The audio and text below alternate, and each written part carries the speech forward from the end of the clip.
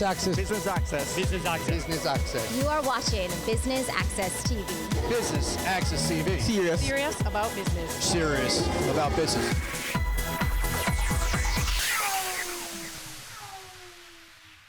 Hello and welcome to Business Access Television's coverage of the Business Breakfast for the upcoming publication of the Business Year 2019, the Jamaica issue. I'm Keneal Gale. We are here at the Hard Rock Cafe in Montego Bay, where business leaders and the movers and shakers from the Second City are gathered. So let's go inside, mingle a bit, and then hit the stage.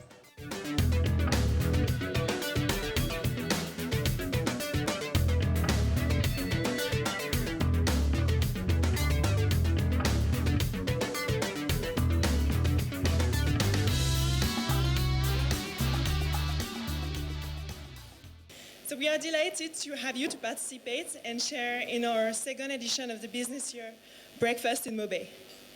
So that many of you, we know, have traveled long distances to be here, and it serves as a reminder to us all just how important our work is. So as a natural lover and a big traveler, I truly think that Jamaica is one of the most beautiful places in the world. And what I can say is that I am proud to live, experience, and work in Jamaica, and I promised to myself that I would portray Jamaica as best as it deserves, and foremost to showcase to the world what is the special island has to offer. So on behalf of the Business Year, I sincerely thank and acknowledge every one of you extended help to us for making this event a grand success.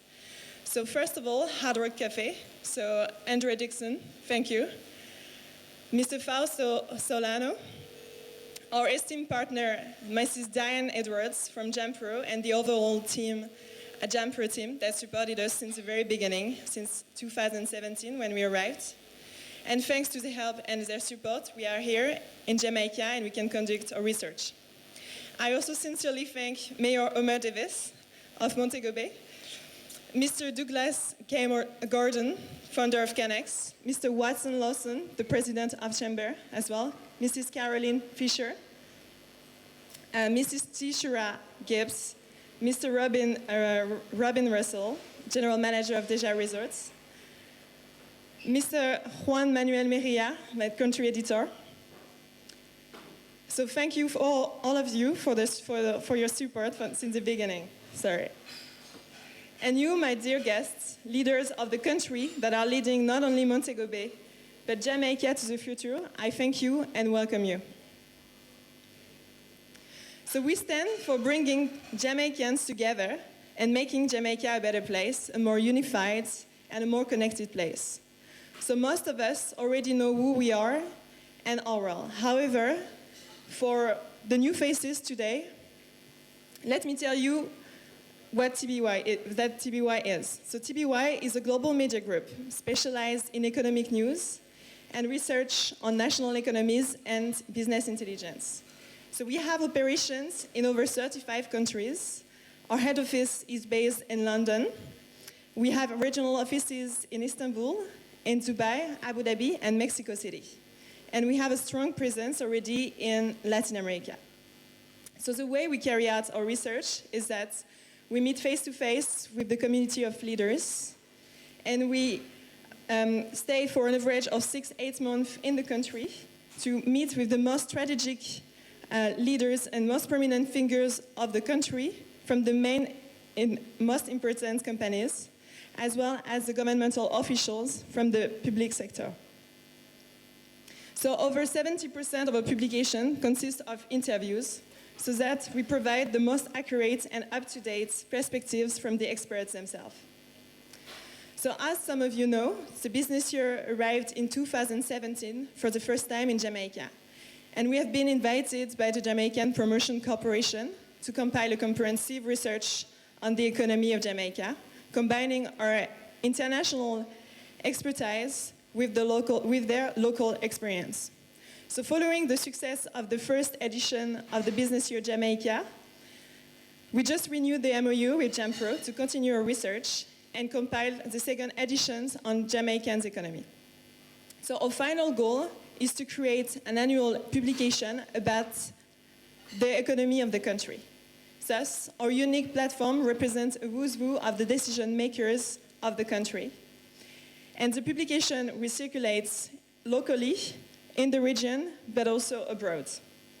On the businessyear.com as well, and since 2018, we have a partnership with Thomson Reuters Icon, Bloomberg Terminal, and Dungeons Factiva. So today, we are all together because we need your full cooperation and support to truly reach the stage where we can have prosperity for all. So we know that Jamaicans, people want to tell stories that are wrapped in their own textures, language, and humanity.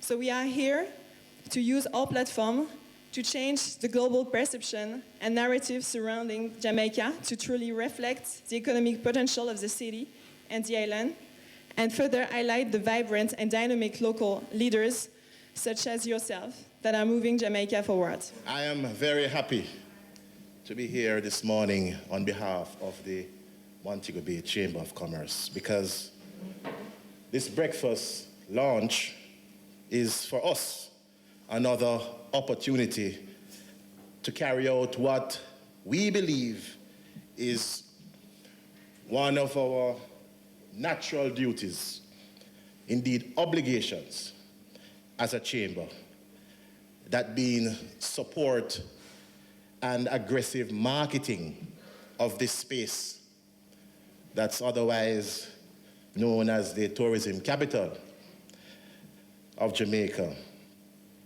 We recognize this is another grand opportunity, not just because what you will learn or have learned about the reach and the capabilities of the TBY, but this is a place where we have been before. That is to say, only last year the Chamber connected with TBY, and the results commencing with the showcasing at the Jamaica Investment Forum last year spoke volumes. In fact, yes, as Aska said, they officially launched their first publication, the TBY Jamaica, at the forum in partnership with JAMPRO. So let me also recognize the TBY for, one, the interest it has taken in Jamaica and the excellent way in which it had delivered on marketing this space and all the great products and services available. You know, I will admit, ladies and gentlemen, that I'm also very happy for the opportunity this morning for selfish reasons. Yes, selfish reasons. Because I've recognized that this partnership, this renewed connection, sits very well with three overarching strategic initiatives for my administration. Indeed, the 10-point strategic plan for which this administration was mandated to execute on are all within the areas, namely member centricity, modernization, and advocacy. Member centricity, here we want to zero in directly on our membership, on how we can facilitate direct benefits. We had and we still have in mind the sweet deal access, which we are now referring to as the member-to-member discount program. And I encourage all our members to sign on and don't be left out of this pool. We are seeing to the delivery of worthwhile, cost-effective training programs to benefit the members and their staff. This, we know, will have direct benefits in sharpening a critical asset for most, if not all, businesses. And I'm referring to human resources. And I want to recognize Dollar Financial for the sponsorship of our first training program. We expect to arrange a second one in November with a focus on digital marketing. And again, we encourage our members to use the opportunity provided by the Chamber. Member centricity is also about improving networking opportunities and improved flow and regularity of communications amongst our members. That's also being done through our monthly meetings, which we have also now added a new twist of getting these away from the Chamber office facilities, but to different venues across this wonderful city. Hello, Pier 1. The TBY Jamaica connection gels with this mandate of member centricity, as what is top of mind for us is our membership being able to reap the benefits. Those who decide to utilize the services of TBY, they should reap the benefits from the tremendous reach and capabilities for which TBY Jamaica offers.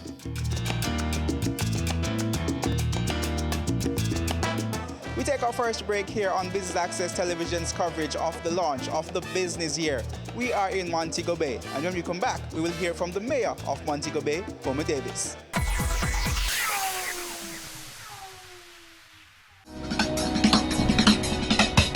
Cameo brings the creative industries to life, highlighting creatives in different fields each week. Art. My life surrounds art. I breathe, I eat art. Fashion. Food. Without a customer, we're nothing but four walls. Music. Film. Cameo, only on Business Access TV. Have you seen it? It's BATV Live. Live streams of business news weekdays at 7:30 p.m. Stay on point Thursdays at 8 p.m. with our Business Current Affairs show and Weekend Business Report Saturdays at 7:30 p.m. wherever you are. Log on to our Facebook page at Business Access TV or visit our website at batvja.com. Live and at your fingertips. Business Access TV. Serious about business.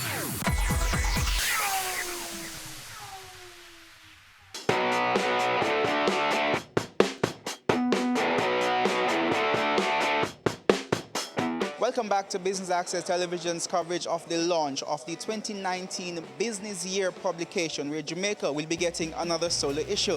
We will now hear from Montego Bay's Mayor, Councillor Homer Davis. Let's go to the stage.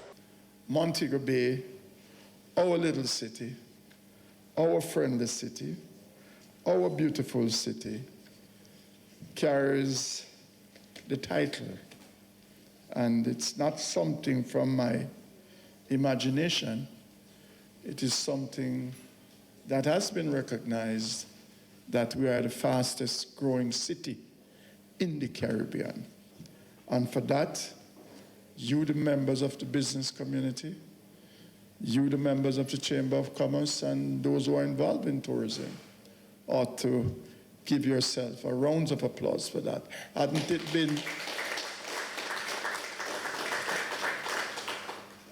been for you to take a risk, investment is a risk, then we would not be seeing what we're now seeing in Montego Bay as it relates to development. So,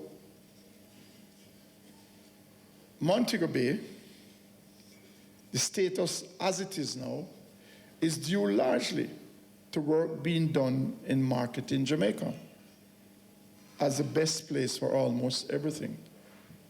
I could say tourism, I could say BPO industry, I could say other investments, tourism-related entities.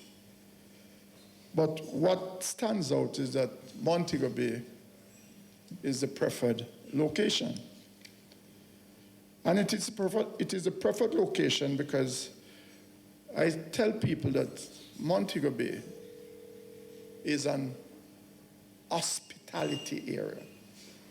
We have learned to welcome people. It doesn't matter where they are. As a matter of fact, my friend there, said when he's in Montego Bay, he feels more welcome. He feels as if he's a part of a community. There's an intimacy with Montego Bay, and that is why Montego Bay is really the preferred location. You've been here for 2 weeks, you're no more stranger.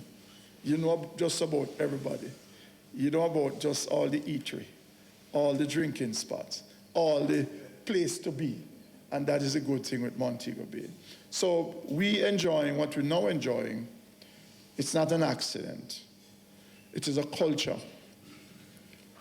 It is a culture that I've developed over the years. Because I came here 40 years ago, and that was the culture where the people of Montego Bay embraces their visitors, whether they are local, they are foreigners. They embrace you.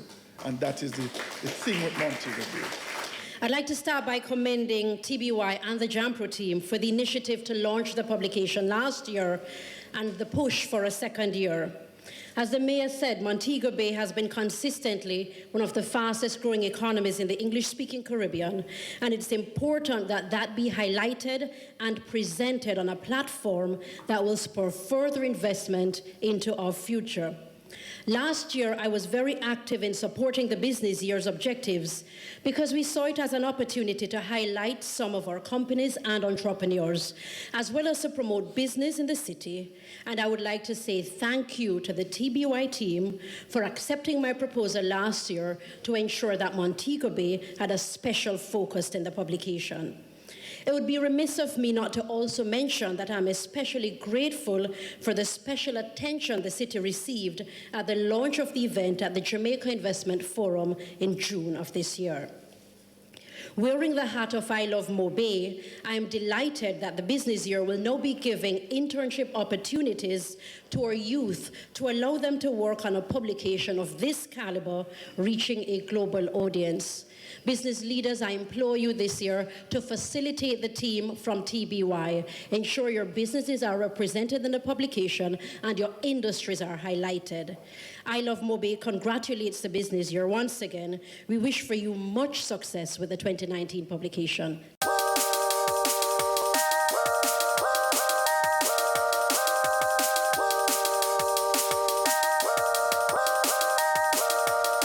What was your major takeaway from the presentations this morning? Well, the fact that we're covering Jamaica again for this year. We did last year, and it was good highlight, good focus, and we know that there's a laser focus kind of interest now on Jamaica. We have done very well in the Doing Business report, in the Global Competitiveness Index, and so this, will take us further in positioning and presenting Jamaica as a great place for investments. So what are some of the opportunities do you see for your industry in particular from a publication such as this? Well, as you know, we're in the global services business. So our interest is customers looking to do business with existing providers, new entrepreneurs, new businesses in Jamaica. So anything that promotes the capabilities of Jamaica, that highlights the growth and development and the complementary businesses that support global services is good for our industry. In your presentation, you spoke about the importance of a magazine and publication such as this to Jamaica and to Montego Bay. How will you be ensuring or encouraging your members to try to leverage this type of exposure? Yeah, well, look, we as a chamber, we always understand the power of marketing, the power of getting your message out. You could have the very best product. You could have, it's the best thing since sliced bread. But if you're not getting your message out to the marketplace, it really means nothing. So we encourage and we will encourage our members to jump on this opportunity. It's, as I had said earlier this morning, that it's a place where we have been before because we did it last year. It was highly successful. You have seen the product, and they're also one day World Wide Web, and you can view it there. And they have the capacity to get your message out globally. We encourage our members to look at it and to see how well they can exploit the opportunity. Ready for cable for as little as $100? Ready for no monthly cable bill? Ready for 10 TV channels absolutely free? Then pick up our Ready TV box at authorized stores for $4,500. Hook it up to your TV set, then top it up with Ready Credit for 1, 7, or 30 days. Buy now and get $1,000 free Ready Credit and start watching your favorite shows. Pick it up, hook it up, top it up. Ready TV. Prepaid cable TV when you're ready. Now serving Kingston and St. Catherine. Limited time offer while stocks last. Conditions apply. Caring Hands Season 3 continues to effect change in a changing environment. Many of us were raised by grandmothers, right? So, I mean, we know the wisdom that these people have. Going beyond business. The little leaders of today are our leaders of tomorrow. And with the proper education, we'll have very good leadership coming from that. That's Season 3 of Caring Hands, creating change and shaping lives every Sunday at 5:30 p.m. on Business Access TV. We are serious about the business of real estate, so catch Home Sweet Home Sundays at 4:30 p.m. or if you missed it, check our website at batvja.com.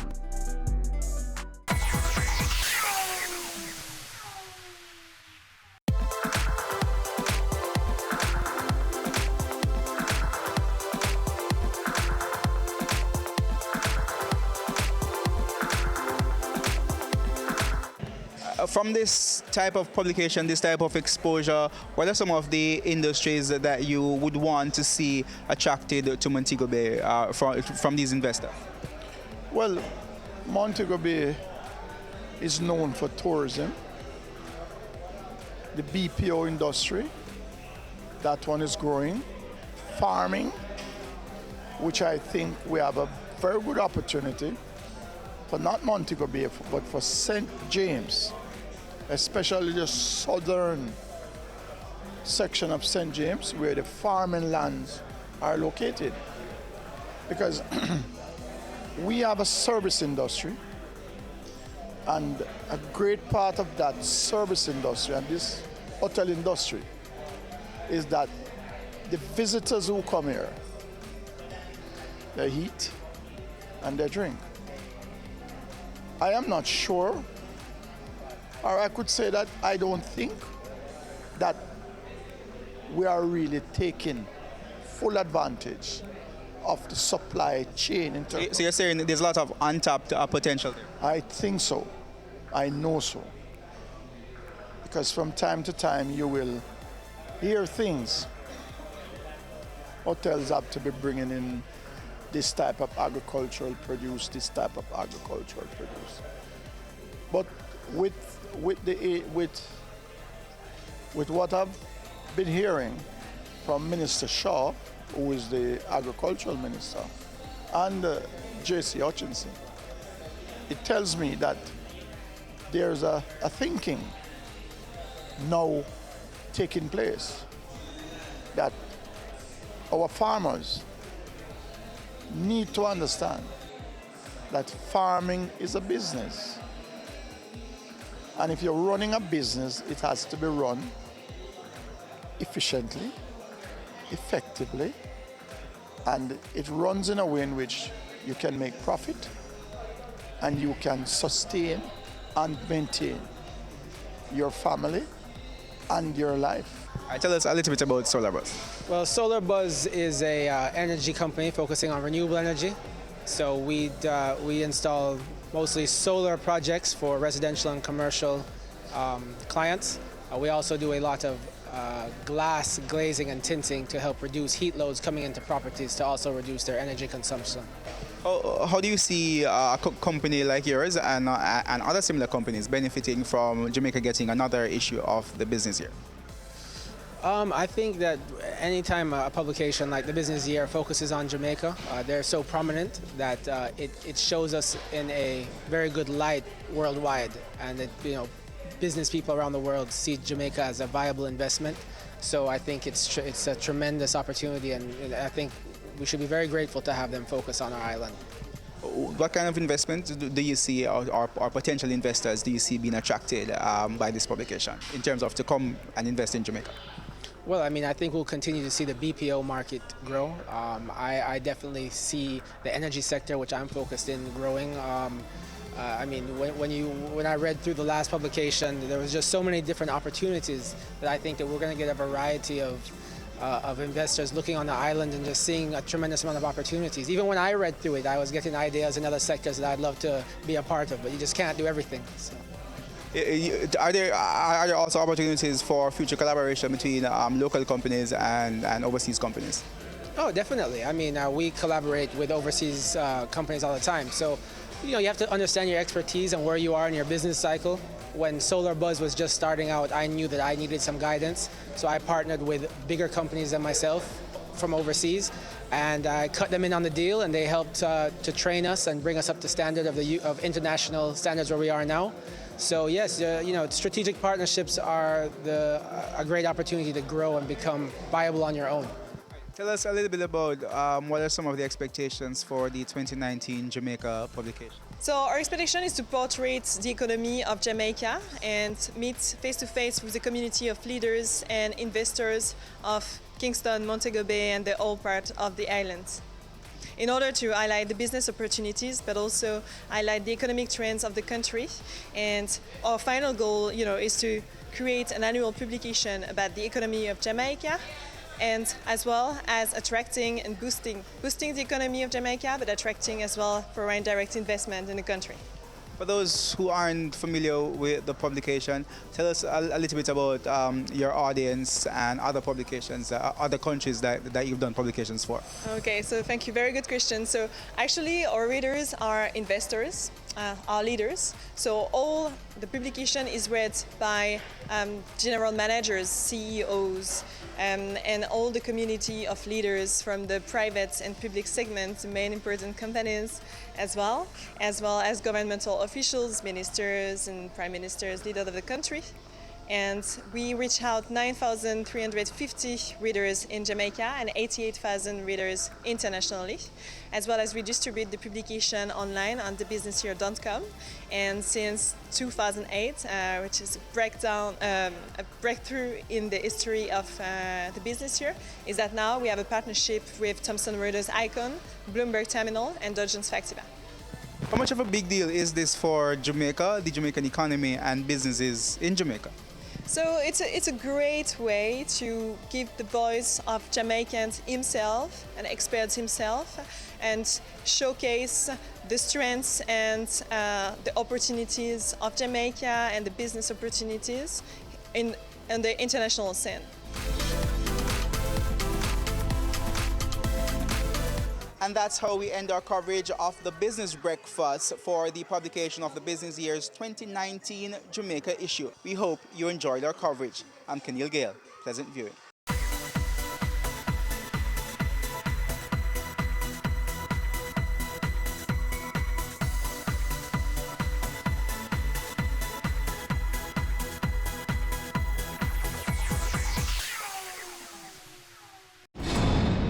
Are back with another exciting, innovative and inspiring season.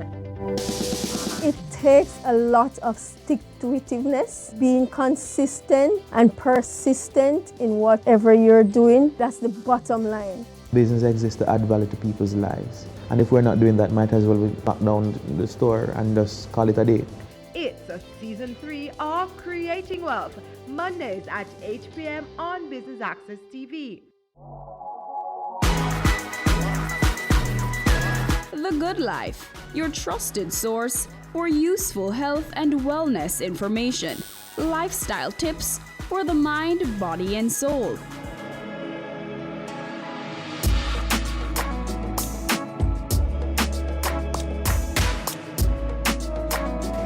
Tune in Tuesdays at 8:30 p.m. on Business Access TV.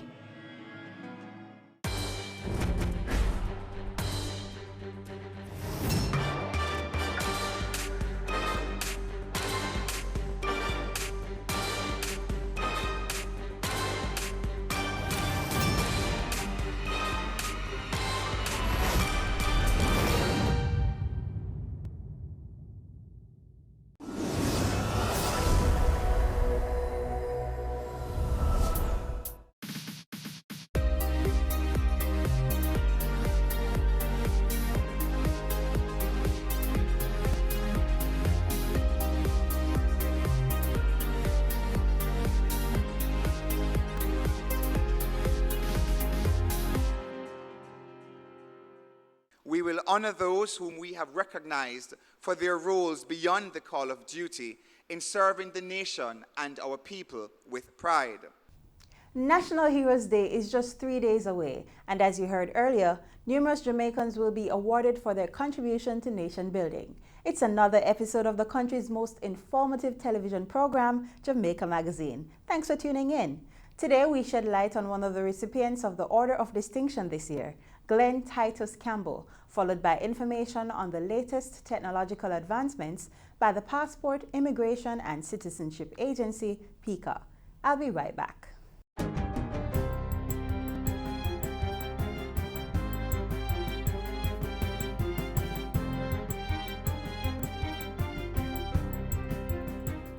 Good day, I'm Stephen McHugh, and this is your JIS News for Friday, October 18. The number of employed Jamaicans increased in July 2019 when compared to the same period last year. The Statistical Institute of Jamaica, Statin, is reporting that there were 1.25 million persons employed, representing a 2.6% increase. In tandem with that, the number of unemployed persons fell by 4.8% to 106,700. According to the Labor Force Survey for July, overall unemployment held firm at a record low of 7.8%. This was disclosed by Statin's Director General, Carol Coy, during the Institute's quarterly briefing at the Knutsford Court Hotel on Thursday. She said the survey also revealed increased employment for both males and females, while the unemployment rate for youth aged 14 to 24 fell by 2 percentage points to 20.2% when compared to July 2018. Prime Minister Andrew Holness has called on more private sector entities to take a risk on Jamaica and create more jobs to expand the economy. Mr. Holness is also committing his government to maintaining a stable and fiscally prudent environment for businesses to thrive. The fundamentals of the Jamaican economy is strong. We are now rated at a B+ with a positive outlook. It took us some time to get back to that rating. And I must tell you that the government of Jamaica will never make the fiscal errors that were made in the past. Prime Minister Holness was speaking on Wednesday as he broke ground for Carimed Group's $6 billion complex at Bernard Lodge in St. Catherine. The 258,000 square foot facility will house the company's warehouse and administrative offices for its consumer goods division. The complex will be built in 2 phases by Tankweld, with the first round of construction expected to be completed by December 2020. 150 Jamaicans will be employed during the construction phase of the project, and scores more will be hired once the complex is in operation. Prime Minister Andrew Holness is expecting a national consensus on crime and violence to be drawn from a series of meetings to be held with the opposition and civil society. The first of those meetings was held on Thursday at the Jamaica Conference Center in downtown Kingston. I'm confident that we have the capacity as a people to set aside political differences, to temper the political contest around the issue, and come up with solutions very quickly to solve this seemingly intractable problem. Prime Minister Holness was addressing the opening of Fontana Waterloo Square. This is the 6th store to be opened by Fontana Limited, and the multi-story complex is expected to employ over 100 persons. Fontana Waterloo is evidence of the buoyancy of the Jamaican economy. Can I get a wow for that? The Junction Main Road Improvement Project is being rescoped to account for unforeseen challenges in repairing the thoroughfare. In 2017, $626 million from the government's Roads Rehabilitation Project was allotted to the thoroughfare, which links Kingston to St. Mary and Portland. But Prime Minister Andrew Holness says the funds allocated to the Broadgate to Agualta Vale leg have proven inadequate due to the extensive work that needs to be done. That includes widening the road and grading the hillside. The Prime Minister says money will be set aside to continue the work in phases. It is our intention to widen and straighten the Junction Road going right back down to Stony Hill. We plan to do that. It can't be done overnight, but we are committed to in sections and phases and as our budget can carry to have it done. State Minister of Education, Youth and Information, Alando Terilong, says the impending changes to the Adoption Act are being finalized for preparation of a cabinet submission. He says discussions on the changes have been held with the relevant stakeholders. I can report that the lawyers from CPFSA have met with the lawyers from the ministry. We also invited Jamaicans for Justice. We discussed changes to the legislation, and those changes are being finalized for the cabinet submission to be prepared and sent off. The State Minister was speaking at the Child Protection and Family Services Agency, CPFSA, Budget Planning and Quarterly Performance Review Retreat held at the Rio Hotel in Ocho Rios recently. He said the amendments to the law would make the adoption process in Jamaica less tedious while protecting the welfare of children. Among the key issues to be addressed is the right of a minor to consent to adoption and the most appropriate time frame to complete the adoption process. And finally, as the Heroes Day weekend approaches, the Maritime Authority of Jamaica, MAJ, is urging boaters to be vigilant and take precautionary measures when traversing our waterways. Director General of the MAJ, retired Rear Admiral Peter Brady, is warning passengers to be watchful for possible danger, including paying attention to the weather. He urges that if the seas are rough and waves are high, persons should not proceed on boat rides. At the same time, the MAJ's Director General is reminding coxswains, that is, persons who steer the vessels, that there are certain guidelines they must comply with. These include ensuring that their vessels are registered and licensed with the MAJ to carry passengers. Boat operators should also engage in a safety brief prior to starting a voyage and ensure that life jackets are properly fitted and worn by all passengers. These vessels must also be operated in accordance with the conditions listed on the safety certificate and must not exceed the passenger complement that is stated. The MAJ is Jamaica's maritime administration and is charged with the safety of life at sea and the prevention of marine pollution from vessel sources. And that's it for JIS News Today. I'm Stephen McHugh. Thanks for watching.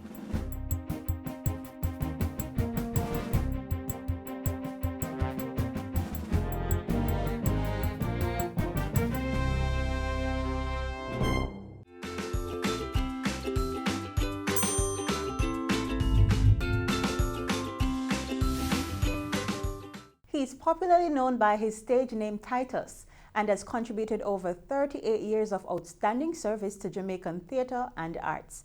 Glenn Campbell is one of the approximately 140 Jamaicans who will be honored on Monday during the National Honors and Awards ceremony at King's House. Learn more about his contributions next. To the more mature generation, he is known as Titus. Iron clothes. That doesn't sound too bad. The millennials, however, know him as the main actor in Jambi's productions. Russ Noah. A man for all seasons, mending the hearts and souls for more than a generation with bellyfuls of laughter. Glenn Campbell is among a laureate list of arts practitioners for the 2019 National Honors and Awards.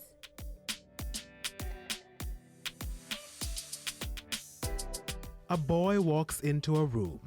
The room is filled with excitement. Teenagers, boys, and girls are chatting away. The boy steps to the stage and begins to recite a few lines.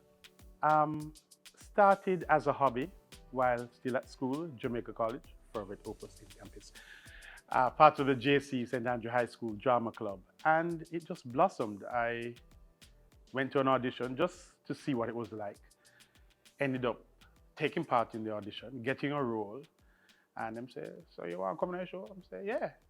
So while in lower six at JC, I did my first commercial production called New Jokers with Louis Marriott. And that was 1981. 38 years later, the world has become his stage. Thoughts of pursuing a career in veterinary science and even law enforcement were only but a dream. A full-time job as a public relations officer also had to take backstage to the characters which flowed out of his spirit. The now full-time actor has performed not only in Jamaica, but also in the Caribbean, Europe, and the United States of America. The well-known stage thespian has received accolades in television, so much so that he can't escape his Titus character. It was kind of early in my career, so there was learning and teething pains along the way. I remember Don Buckner at the time, who was the director at JBC, saying, "Where can him get this little stush boy about him to play a country, man?"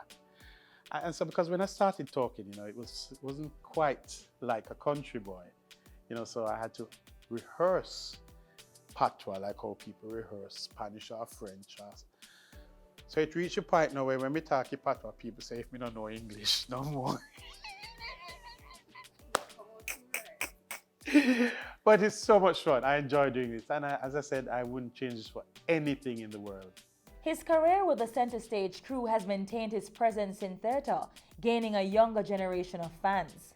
Campbell is a regular in the plays, which open at least once a year and run for weeks at the Center Stage Playhouse in New Kingston.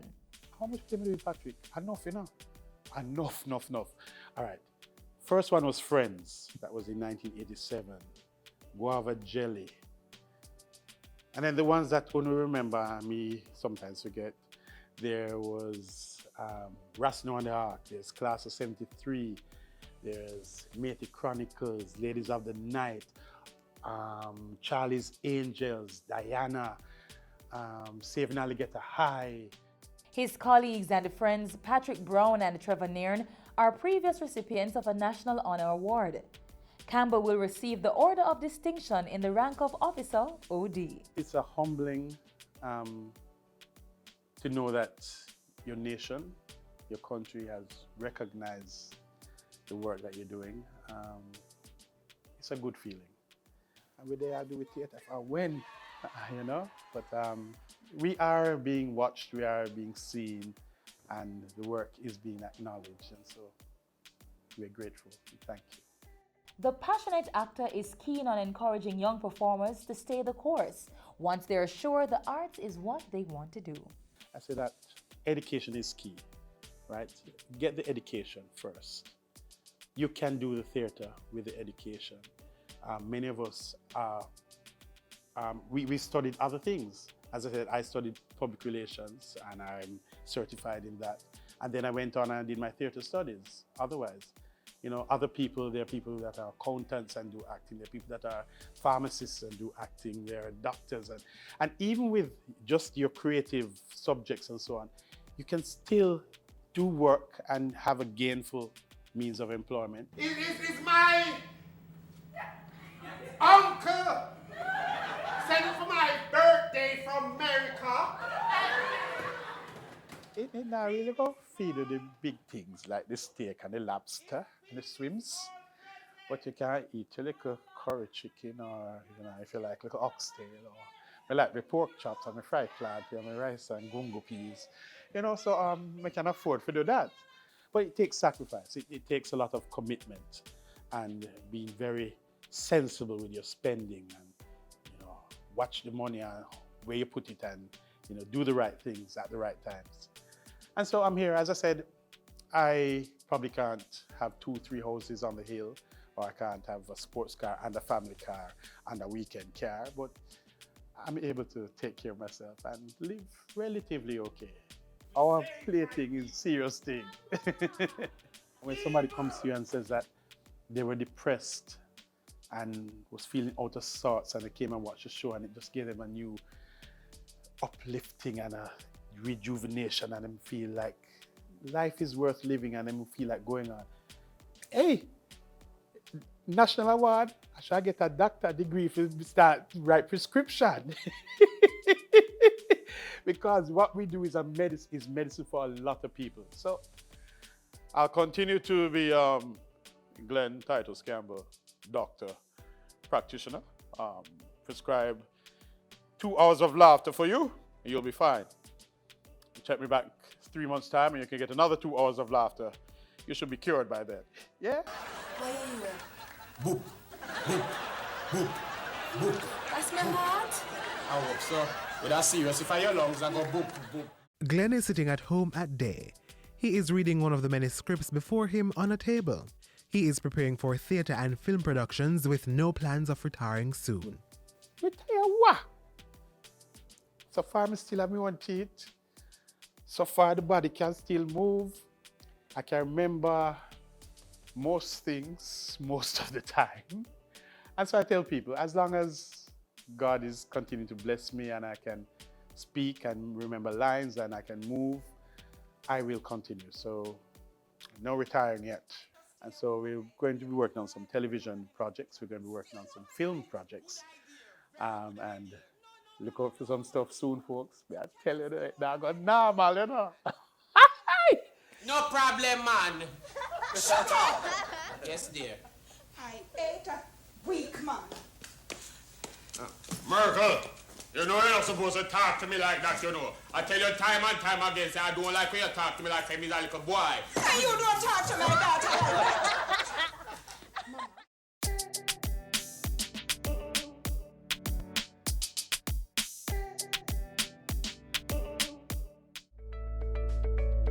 How we are going with all of that? You're moving? No. I'm a passport, I come for renewing, you know.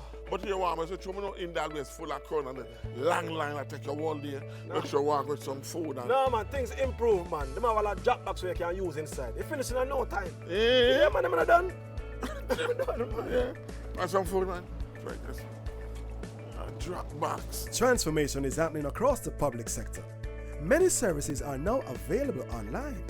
We are building a better public service for all. Brought to you by the Transformation Implementation Unit. The public sector of Jamaica is on a transformation journey. Numerous agencies and ministries of government are taking steps to provide more efficient, convenient, and modern service to their clients. One such entity is the Passport, Immigration and Citizenship Agency, PICA. Watch this.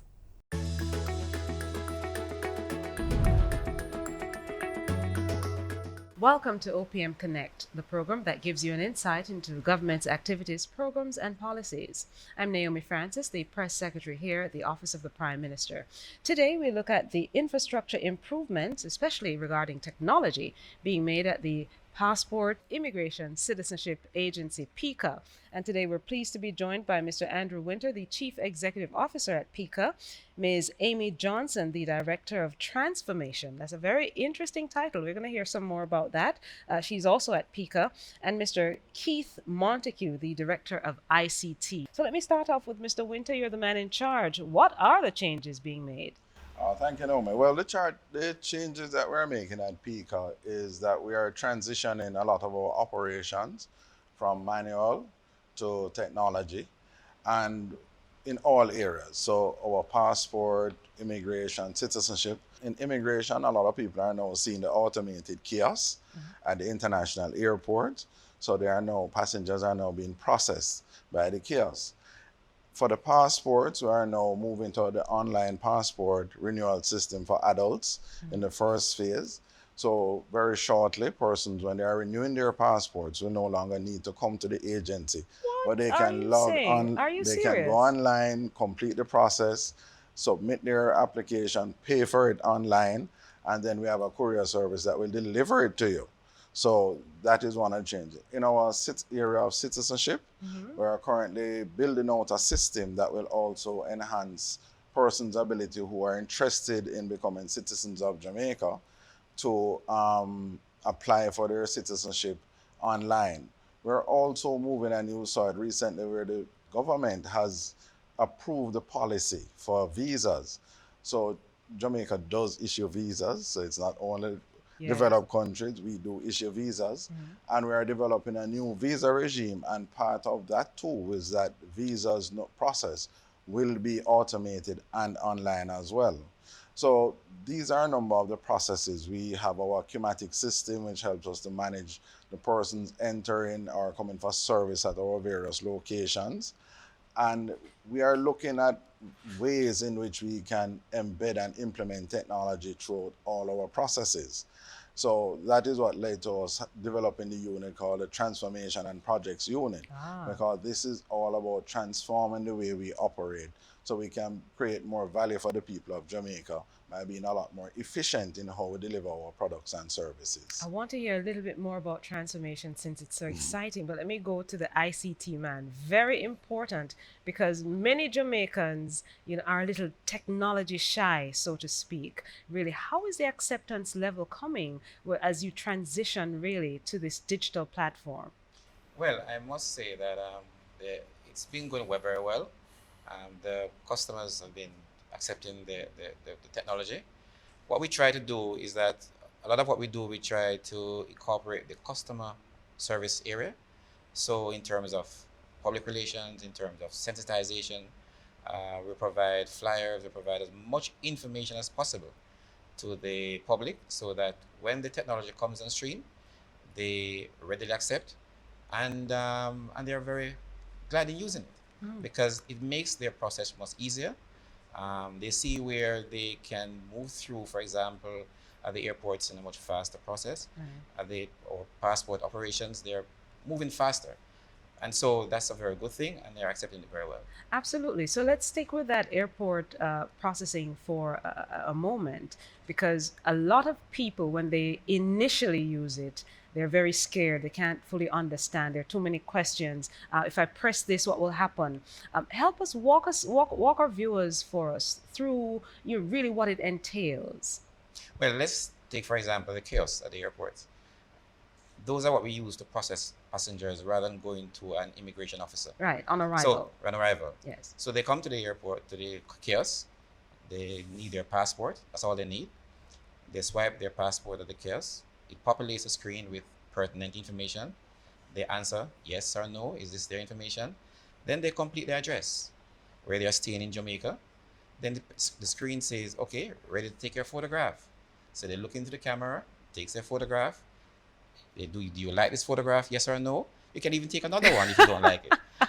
And then when they, take off their hats and take their glasses and take the photograph, then they're satisfied. They said, yes, I'm satisfied. Then it gives them a receipt and they're on their way. So it's a very simple process. What we do is that the information on the screen is very intuitive. It helps them to go through the process very easy. And if there are problems, we have roving officers who are there to assist them in the process. This sounds like it's really transitioning Jamaica to first world status. Yes, it is. All right, so let's then get to transformation. Tell us a little bit more, Amy, exactly what that role entails and how do you allow the public to fully understand what you do so that they can make the change with you? The transformation unit was a vision by the CEO to allow us to arrive at our strategic objectives in a more seamless way, in a more modern way. And the transformation unit focuses on transformational projects to inform and arrive at the strategic objectives that the agency has set out. It also allows us to focus on the culture transformation that is required not only for the users, our staff, but also for the persons that we serve. And so at the end of the day, we want to ensure that we can measure and monitor our progress and we are in line with what is happening around the world. Yeah, I want to stick for a minute on the culture transformation because, again, we've seen where there are so many people in Jamaica who are skeptical once it comes to using technology. How do you allow people to fully understand and embrace exactly what is happening at PICA and the changes that are really taking us not just, where we are, but on par and even ahead of some of the first world countries? So it is dialogue. So that's the first step.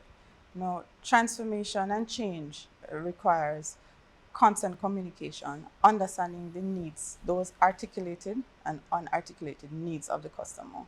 We also went out and we did a survey for our online products and we got a good feedback. Approximately 70% of the customers did encourage and are looking forward to an online service. So we are on an e-transformation journey. E-transformation journey, and you will see, as CEO has mentioned, we are targeting the three arms of the agency. So the passport services, the immigration services, the kiosks, the passenger declaration, online passenger declaration form, which was just launched in July. Yes. So you can go online, submit your immigration and customs declaration form from the moment you purchase your ticket. Whilst you're en route to Jamaica, when you come in, your passport is swiped, you proceed to customs, The same thing occurs in customs. So all of that is in a bid to ensure that we are on par or we are catching up to where the world is. Yeah. Smart border concept, all of our transformational initiatives are in line with that. So what you find happening now is customers are experiencing a shorter waiting time at our they say time is money. So certainly time is money. When you save that time, you can go and do other activities. Exactly. We're catering to our millennials and the others in that group or category who prefer to use technology instead of wasting time to come in physically to submit an application or to interact with our officers. That is meeting another need as a benefit.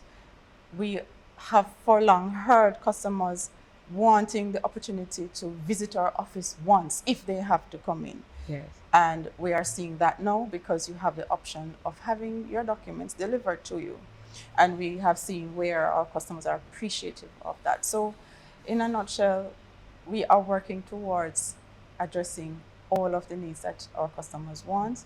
We want to save your time, use our platform, use our services, our suite of products and services to help you maximize on your time, your transportation and transaction costs, because now you don't need to pay for transportation to come into our office to use our service. We can facilitate the traveler who has to be on a plane every day, or a first-time traveler who is nervous about the immigration declaration form and the customs form. You can get assistance prior to, in a more composed way, still fulfill our requirements and come in and enjoy the facilitation of travel service that we have. Thank you. So many benefits. I mean, doing business, the efficiency, productivity. I mean, in terms of just to the economy. And then, of course, you look at just the benefits to the individual. Let me come to Mr. Montague before I give the CEO the final word as we close. Okay, so in addition to what Mrs. Lynch mentioned, they can be assured that security will be paramount. We are putting in place things against cybercrime and hacking. There will be enough redundancy to have a backup for their data. We are listening to them, and we are catering for all aspects, all of levels of our customers, the millennials, all of them. So no one will be left out. Yes. And so all will feel comfortable to know that whichever way they want to access our services, we are there to assist them.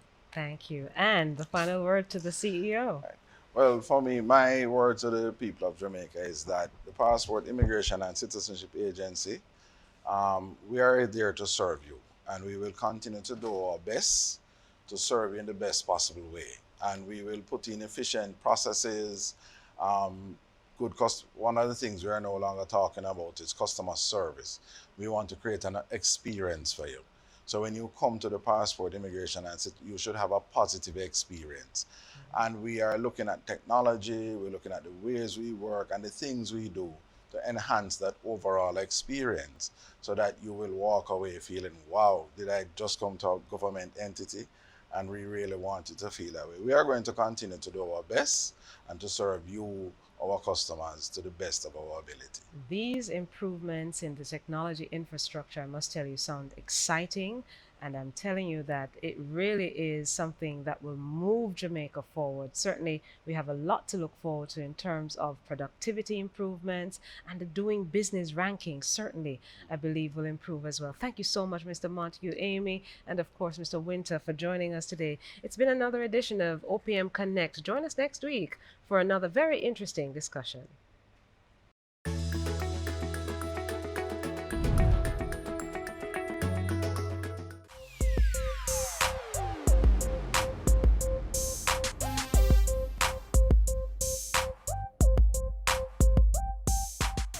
And this is the final stop in today's magazine. Thanks for journeying with us. To watch today's program again, simply visit our website, gis.gov.jm.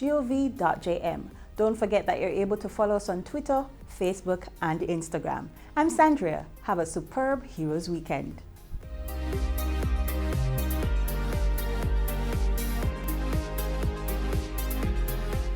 This has been a production of the Jamaica Information Service, the voice of Jamaica.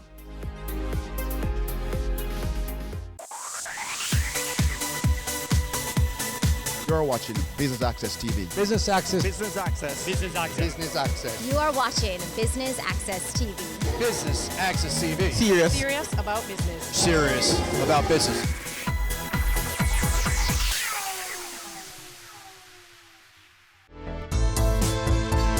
Welcome to another corporate events coverage, and this time around, BATV is on location at the Bank of Jamaica Auditorium, ready to bring you highlights from day one of the two-day conference dubbed A Call to Action, Driving Financial Inclusion with Digital Payments. I'm Javon Keys, and I'll be your host. Stay with us. The DBJ is really proud to be associated with this event. With a focus that we have on driving the economy by looking at the role that we all have to play in championing Jamaica through each of our line of businesses, each sector, and each person. It is indeed appropriate, I think, that the theme of this conference is a call to action. Each representative in this room was not invited by coincidence.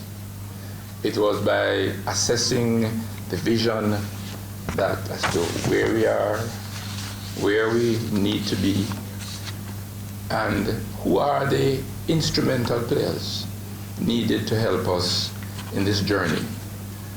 And so it makes sense that the DBJ and the Bank of Jamaica would collaborate in this area.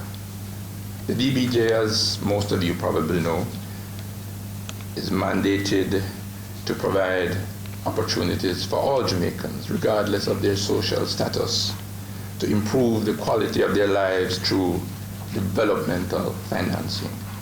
The Bank of Jamaica is responsible for creating and managing the monetary policy that affects every Jamaican and every financial institution in the country. Therefore, coming together to hold a conference on financial inclusion and digital payments we see as a logical development of our relationship with the BOJ. But why is financial inclusion so important and digital payments that it merits a two-day conference? I believe it is important because when you look at the world's poor, including many Jamaicans, they live and work in what is known as the informal economy. Yet even though they have very little money, they still manage to save, borrow, and meet their day-to-day expenses. However, without access to the formal financial system that allows savings account, debit card, insurances, lines of credit, they rely instead on informal means of managing money. And these include, as we all know, family, friends, cash on hand, pawnbrokers, money lenders, or simply keeping it under the mattress.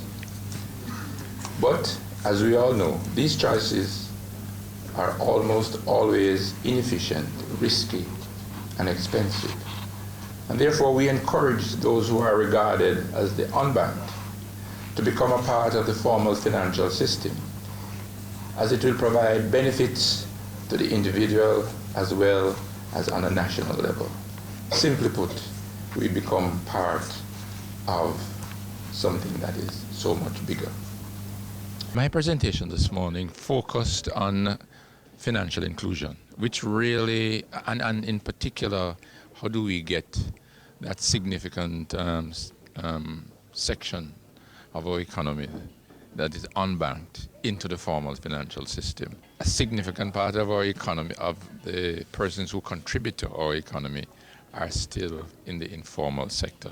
We need to get them into the formal sector so they can access the benefits that would come with being a part of the formal financial system. So our role really is to encourage them, to educate them, to show them the benefits that can be derived from being a part of the formal sector. And in so doing, utilize the payment mechanisms that is going to be discussed here today. For example, the whole matter of mobile payments, digital payments, and other benefits that they would derive from coming into the formal financial system.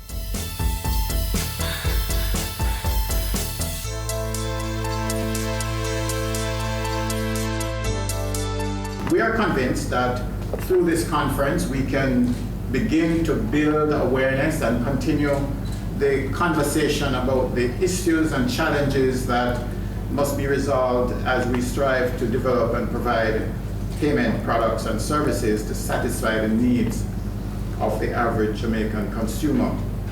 We also see the need for tailored financial literacy programs that are integral to Jamaica's transition to the status of a digital economy. Over the next 2 days, we will engage in vibrant discussions on how innovations in electronic retail payments can impact Jamaica's development and how regulation can foster innovation. We will take an in-depth look at the risks and opportunities associated with digital payments and, most importantly, discuss how public-private partnerships can create a sustainable ERPS ecosystem. We will hear from our authorized ERPS issuers their experience with electronic retail payments. We will also hear from a micro entrepreneur on how electronic payments can help to grow his business.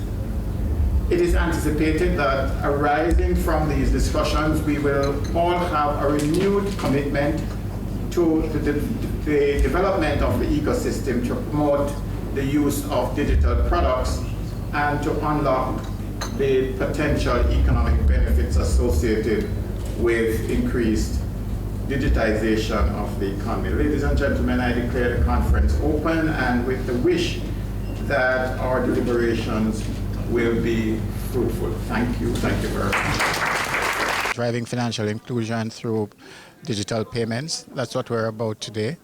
The idea is to bring the regulators, the facilitators, along with some of the business partners into the discussion.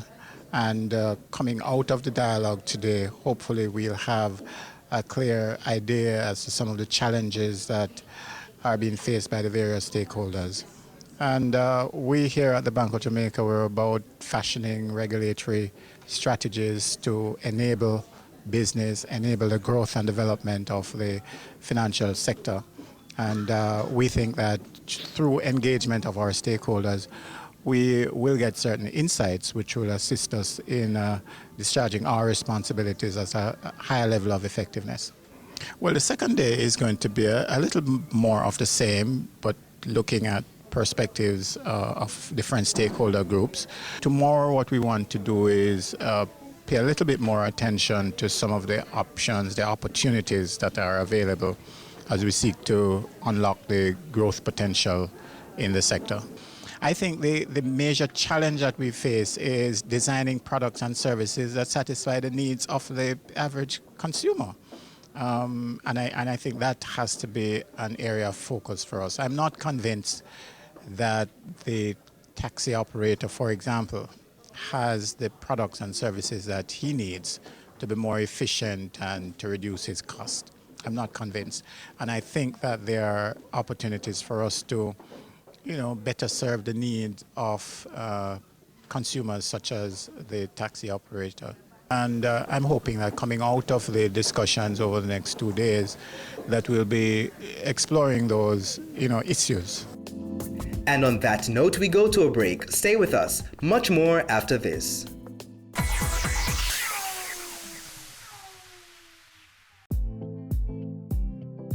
Stay current and gain more information on the ever-evolving industry of real estate on Home Sweet Home, Sundays at 4:30 p.m. on Business Access TV.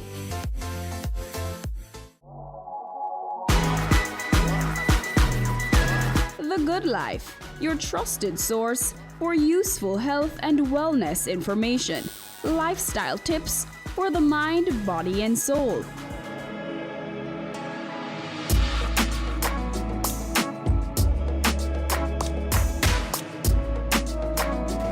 Tune in Tuesdays at 8:30 p.m. on Business Access TV.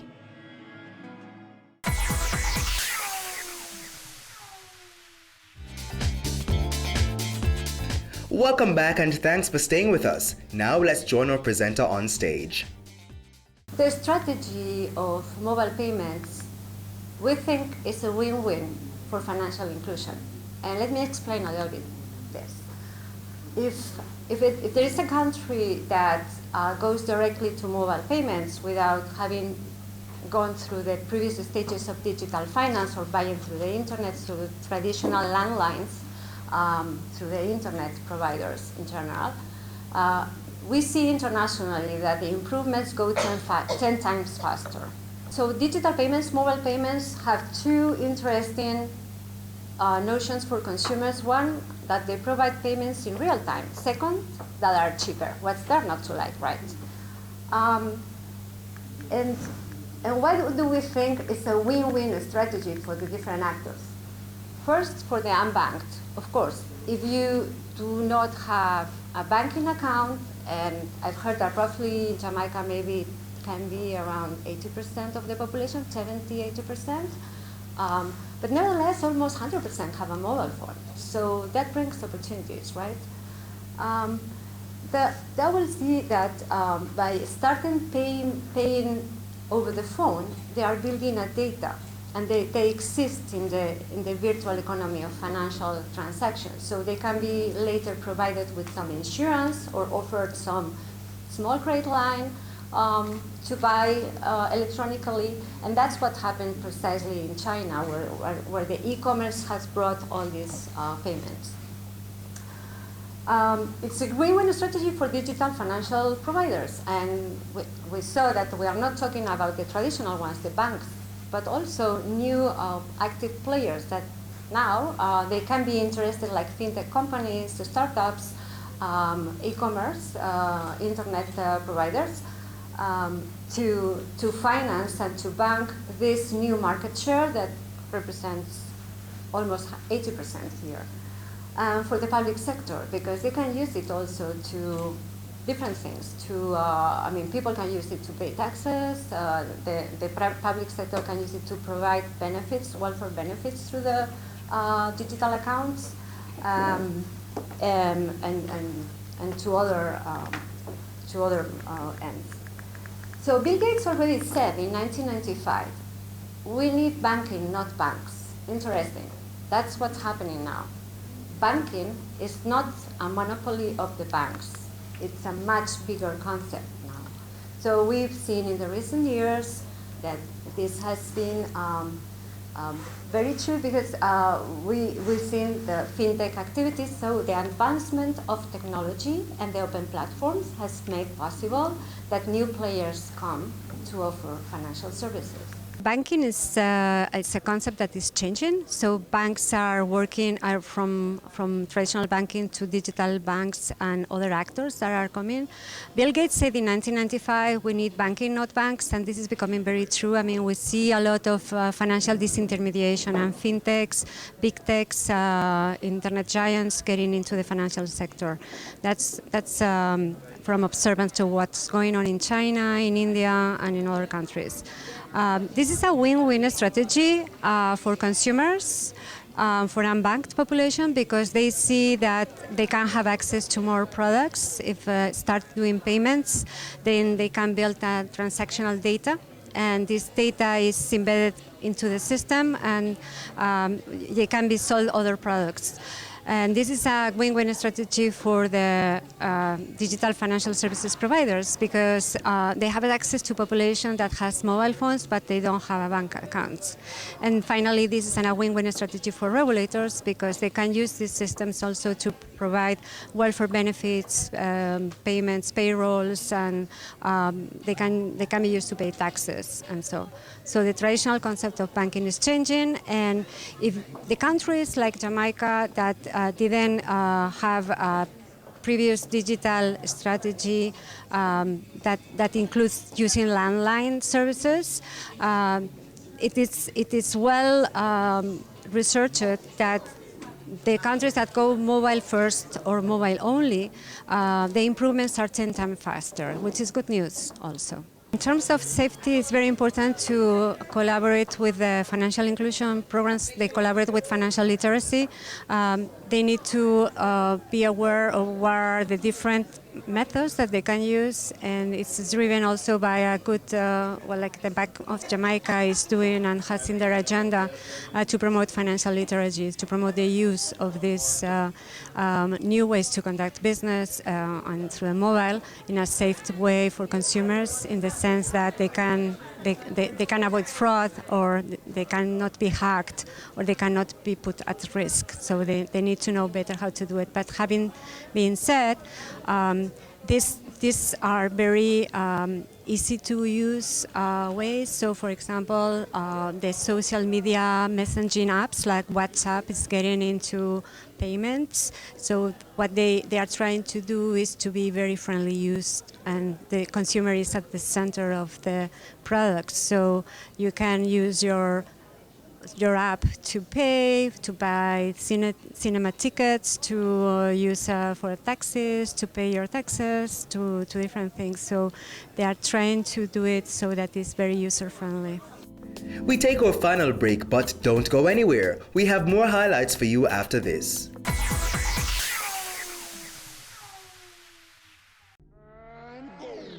Career Moves has always explored interesting careers, highlighting all you may not have known about them. This season is no different. Coming back to Jamaica, everyone's like, Fizzy what? Fizzy who? When you find a bright boy or girl in the class and people say, what are you going to be? The parents will say, you have to go be a doctor, you have to go be a lawyer. Nobody says you have to go be a politician. Let me see your hands!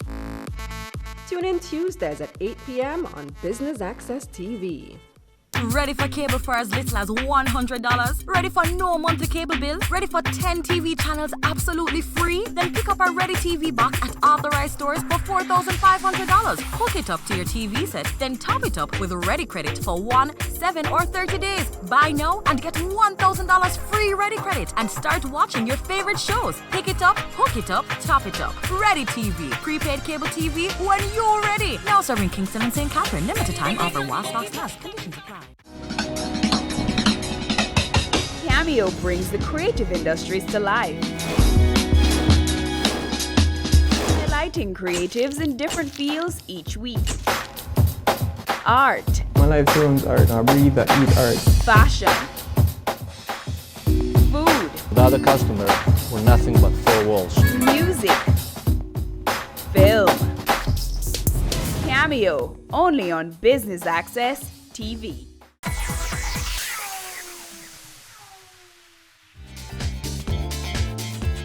Thanks for staying with us. Now for more highlights.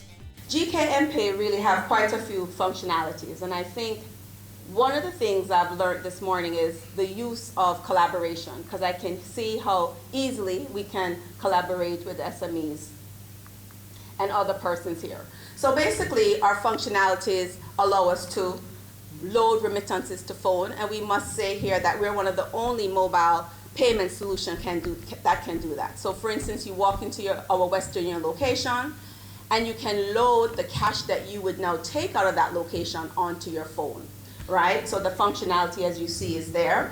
We do telephone top-up, so you can top up your phone, whether it's Line, Digicel, Flow. You can also pay your bills, because as I would have said earlier, we have a bill payment entity. So you can pay from any one of our existing biller listing. We have peer-to-peer transactions where you can send money to the other person. So I'm here today, I need to pay my helper, how do I pay her? I basically send her her transfer.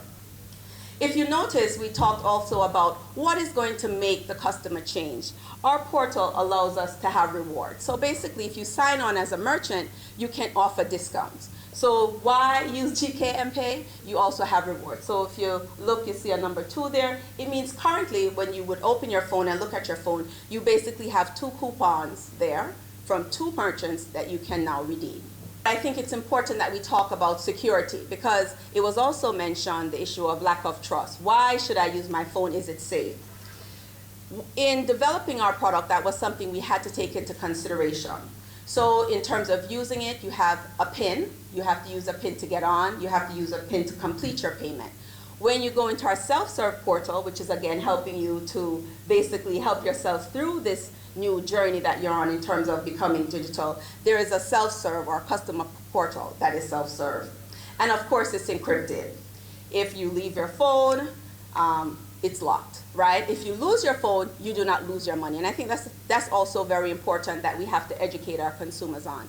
If you lose your phone, it's even safer than if you have lost your wallet or if you have lost your credit cards or your debit card. There's not this long process. You call the call center and you reactivate your phone. So the issue of security and development was integral in terms of the platform that we developed. So what were some of the challenges we were facing in terms of GK and Pay? And I heard it again from the previous presenter. The idea of educating our customers.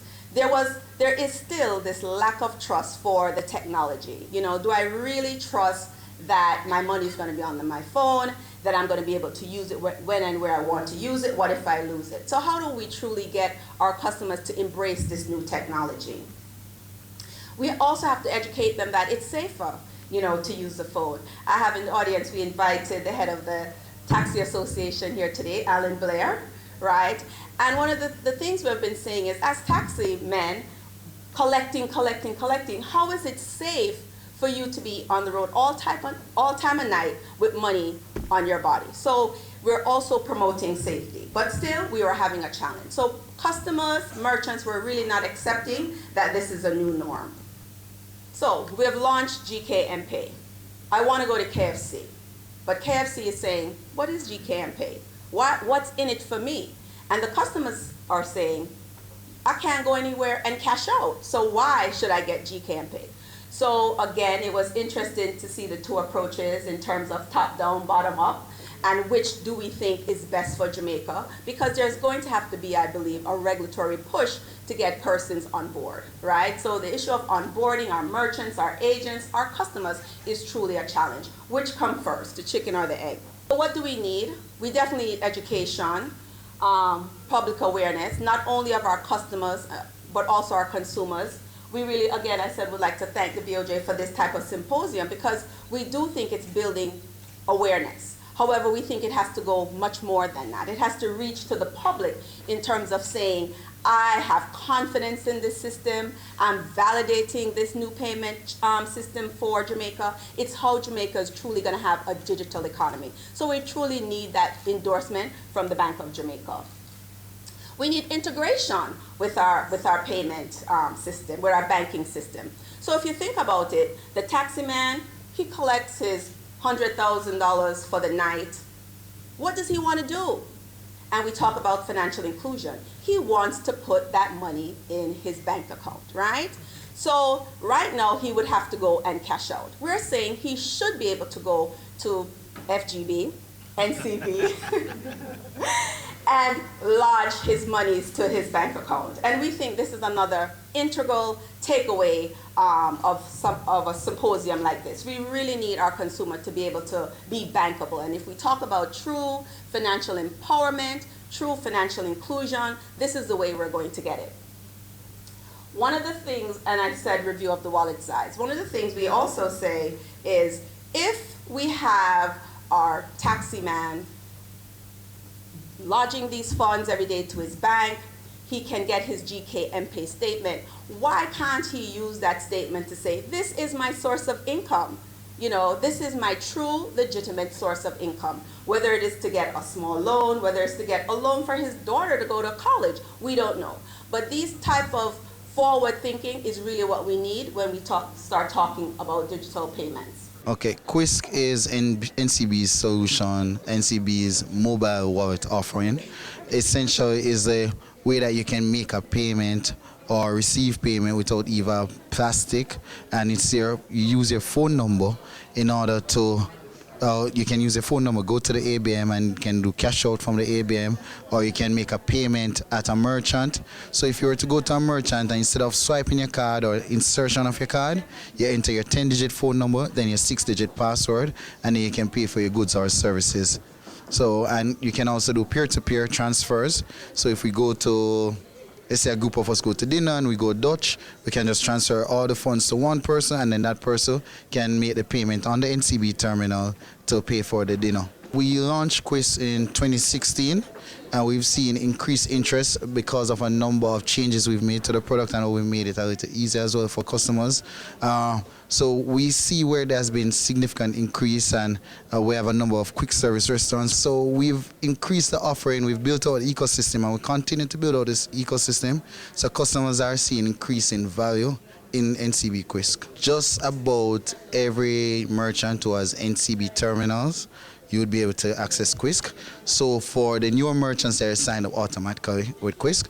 But for merchants who have been system for a long time, we continue to go through the process of adding Quisk to their terminals. So if there's any merchant that you'd like to use Quisk and you're not seeing where they have Quisk at this time, we can easily add them, because the same machine that any of our merchants have can process KeyCard, MasterCard, Visa card, can process multi-link debit card, process Amex, China Union Pay, Discover, JCB cards, and of course NCB Quisk. So the merchants don't require to have an additional terminal. So it's the same terminal that process all debit and credit card transactions that process Quisk right now. The unbanked constitutes over 500,000 people, and we want to get them included. The government's policy of financial inclusion, and that's our aim. Our product is not as, invasive as when you go to try and open a bank account. We have the Bank of Jamaica guidelines for the card, which is not as stringent. It's once you collect remittance from abroad, it's the same process. So it's not very difficult, but the difficulty is going to be education. How do you convince people who are not used to a product and what they perceive as a bank product? How do they get access to it?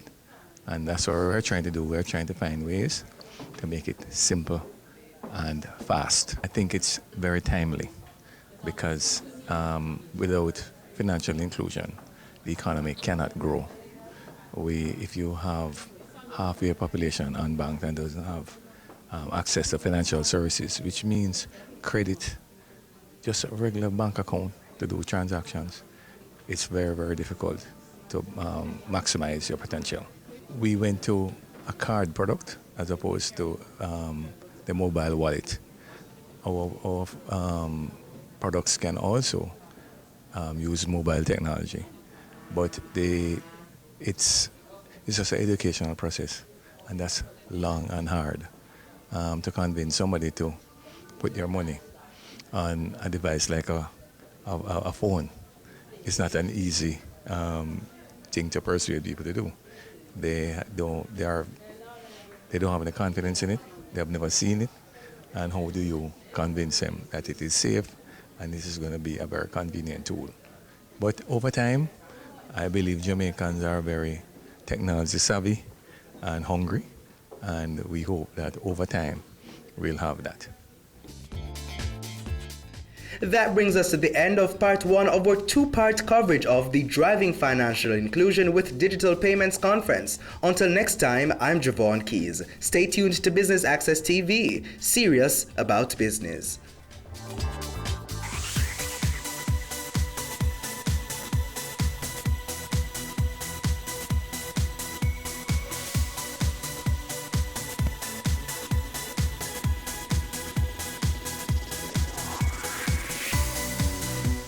They say it takes a village to raise a child, but the world will one day need the leadership of that child. The time you spend with your child matters. It stimulates their minds and shapes the way they act. Talk with your children. Help them to better understand the world around them and to value what is truly precious. Above all, the most valuable gift you can give them is love. Play, talk, teach, love. Take the time. It makes all the difference. A message from the Parenting Helpline and Ad Council Jamaica.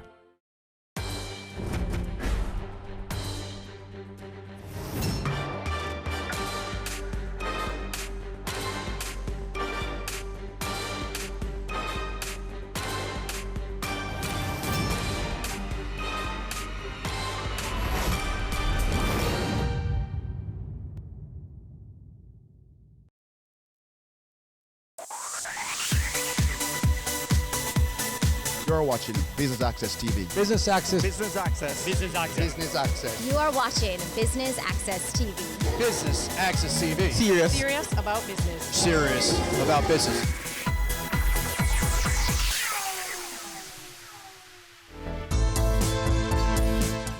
Welcome to part 2 of BATV's coverage of the Driving Financial Inclusion with Digital Payments Conference happening right here at the Bank of Jamaica. I'm your host, Javon Keys, inviting you to stay tuned.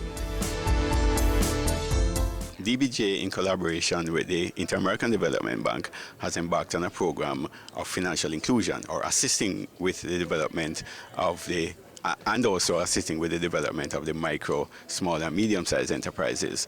Now, an important part of the conference is to bring awareness to the availability of the relevant technologies that can assist in bringing efficiencies to businesses.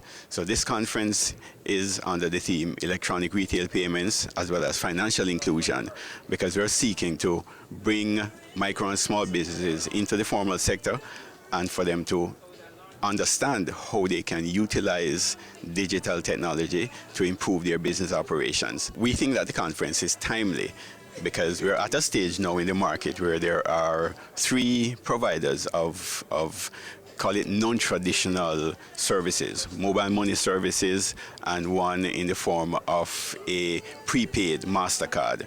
Now, as it relates to mobile money, that particular service has been on the market for about 3 or 4 years, but the adoption of mobile money services has been below par. But mobile money has been used in other areas to move persons into the formal sector and to assist in reducing things like transaction costs for businesses. So we think it is timely now that our MSMEs seek to adopt this technology as they move towards improving business efficiency. As it relates to the presenters, we endeavor to bring presenters who are already in the space, persons who are aware of the technology, and persons who could contribute and help in convincing microfinance organizations as well as other stakeholders of the importance of moving Jamaica in this direction.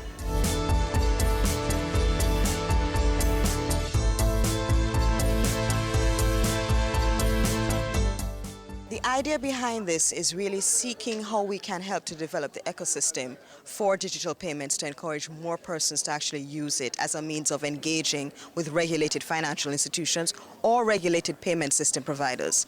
The thinking behind it is that you have to understand the customer's perspective, remove the pain points, understand the provider's perspective, and facilitate the flow of business and funding. Because this financial inclusion project is part of a broader project to empower Jamaicans to actually engage in the global economy. First of all, I think we need to redefine ourselves. I think we limit ourselves unnecessarily. Jamaicans, and Jamaica is actually on the cusp of becoming first world. We're an upper middle income country. We have sacrificed greatly in terms of financial sector reform. So what you see in the ERPS guidelines, the Electronic Retail Payment Services guidelines, is the creation of the regulatory framework which speaks to consumer protection, speaks to agents, speaks to the nature of the product design, and we go through a rigorous assessment of the product, which means that when a consumer now uses an authorized ERPS product, they have confidence that Bank of Jamaica has looked at the issue, looked at fit and proper, looked at the agent network, and even looked at the mechanisms to protect the consumer. So, of course, data protection is critical, but what also needs to be remembered at each point is that this is a means of facilitating payments. So we have tiered levels because we understand that the transaction volume and the value of each transaction is important to the individual customer. So it's all being done from a customer perspective as well as ensuring you develop the ecosystem. We are about empowering Jamaicans and empowering our financial institutions and providers by bringing them together in a forum where we can speak about the areas that need to be improved upon and addressed.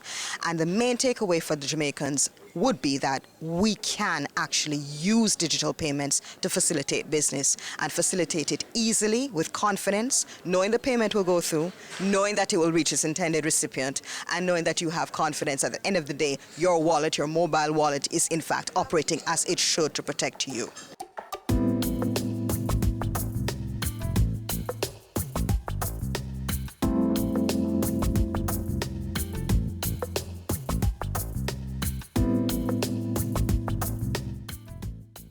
I was presenting on public-private partnerships and how its impact can influence a successful ecosystem for electronic retail payments. The main takeaway points is that the private sector, in assisting the government to achieve national financial inclusion strategy, cannot do it on its own.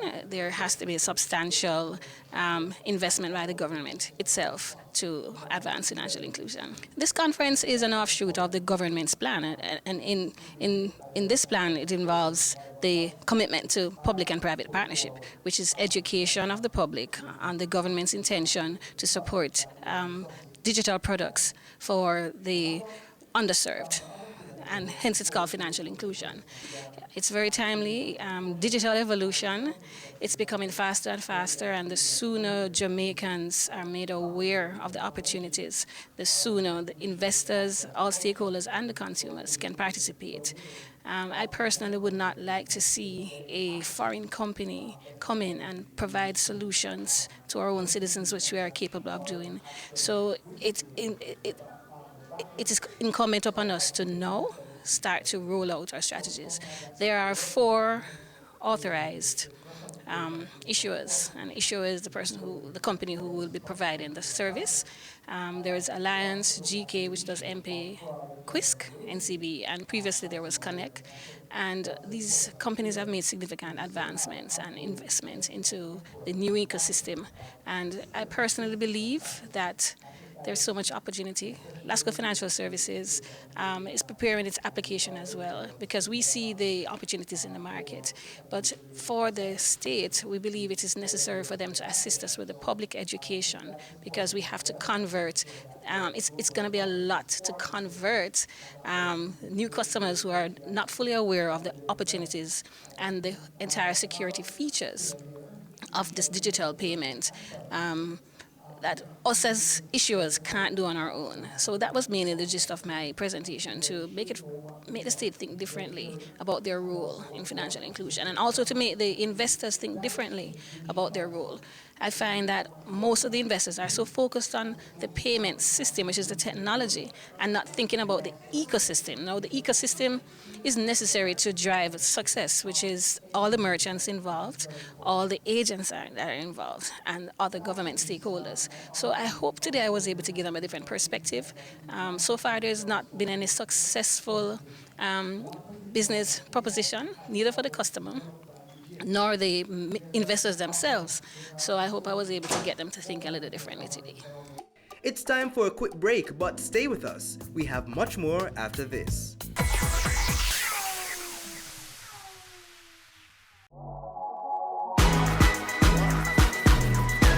The Good Life, your trusted source for useful health and wellness information, lifestyle tips for the mind, body, and soul.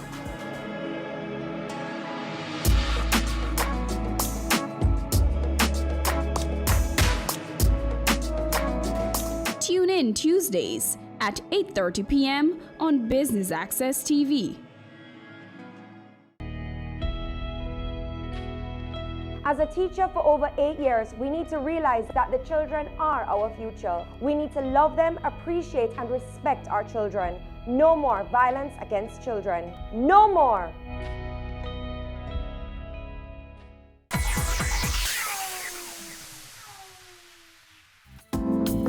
Welcome back and thanks for staying with us. So people earn more as technology get adopted. So that's on the macro side, but then there are overwhelming distributional effect of technology. The high school droppers, their real wage hasn't moved from 1963, from the 60s. So what happened with technology adoption is that those who are able to use those technologies are the one who benefit, because the technology is complementary to high skill. Think about powerful computers. You can do programming. Obviously, you program faster. You can run your code faster.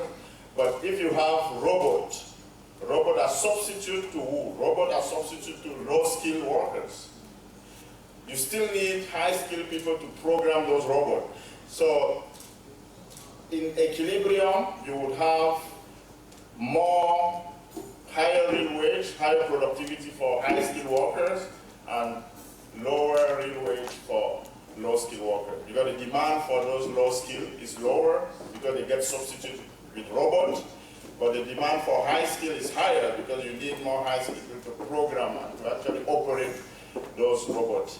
Now, that's a general perspective on technology, but you may wonder, is this time different? Is the digital revolution different from the previous technological change that occurred?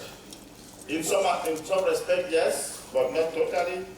Yes, because this chart shows you the lag in the adoption of technologies. So if you look at earlier technologies in terms of motor engines, they were slow. The adoption of those technologies was slower. So the digital is faster to adopt, maybe because of the nature of the technology itself. But the reality is that the changes that we've seen over the past 50 years, you may have to double that if you're thinking about it 50 years ahead, because technology diffusion is faster. Now, I do believe that people learn fast. I mean, we saw yesterday in the keynote there was a top-down approach to financial inclusion, which in the case of Jamaica could mean the path benefits are channeled through funds. And as you do that alone, if people are already aware that my path benefit will be coming on my phone, it unlocks that possibility to use funds as device to mobile service and all. So I think there is some scope for top-down in terms of what the policy can do to incentivize those behaviors. In some other countries where the private sector is very large and have a lot of access to credit, they could also engineer, they could facilitate that process. But I think in developing countries there is a scope for government to kind of fuel the process. I was essentially looking back and to see how technology, what has been the impact on technology, on work, technology on distribution. And the key message there is that technological advancement have generally been associated with higher growth, higher productivity, and higher real wages on aggregate. But they also come with some challenges because when there are new technology, some people get displaced because some new jobs get created as a substitution to some of the old jobs. So usually technology are more skill biased. So those people who have skills are complementary to technology. Like if you need robots, you're essentially substituting low-skill jobs. But those people who can operate the robots and program the robots, those are the people who, in the first instance, benefit the most. Now, that could lead to polarization of income. So you may have more inequality because the more skilled get more. First, to make sure that the unskilled can keep up with technology in terms of upgrading their skills. And number two, how to finance that.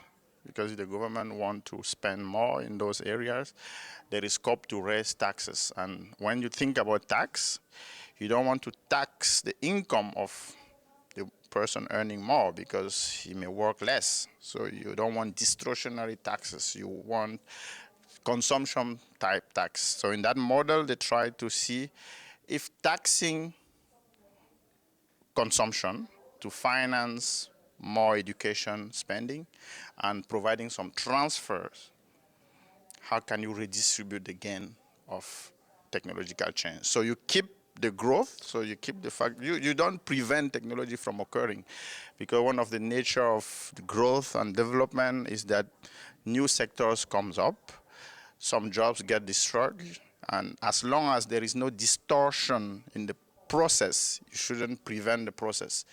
And that's what policy can do, in terms of using taxation and spending to make sure that although the aggregate gains of technology are protected, you also take care of the non-so skilled in terms of upgrading them. We take our final break, but don't go anywhere. We have more highlights for you after this.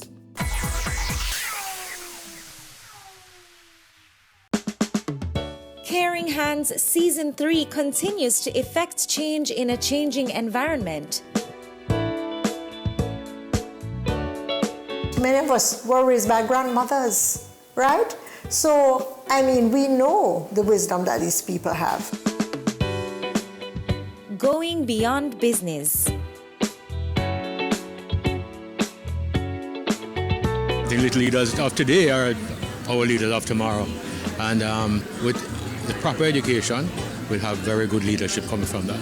That's Season 3 of Caring Hands, creating change and shaping lives, every Sunday at 5:30 p.m.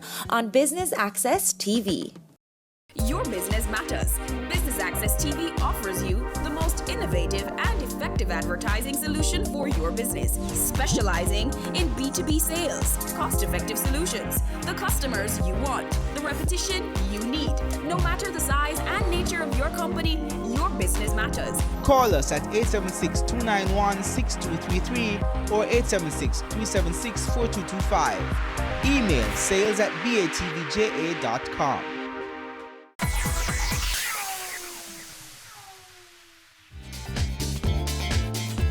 Thanks for staying with us, and if you're just tuning in, we're here at the Driving Financial Inclusion with Digital Payments Conference. Now for more highlights. Security incidents have been increasing in sophistication, frequency, and the magnitude of impact. So no longer you have a one-way hack. So we hack an organization somewhere and it's isolated. No more we have that. We're going big. Hackers are organized. You have hacker teams, and I really don't want to scare you really bad, but we have them locally too. And on these teams, you have the person who is in charge of personal data. You are the technical person. You do the social engineering. Different persons have their different roles. So they're dedicated to what they do. This is their job. Figure out how to get into a certain amount of accounts and take out the money.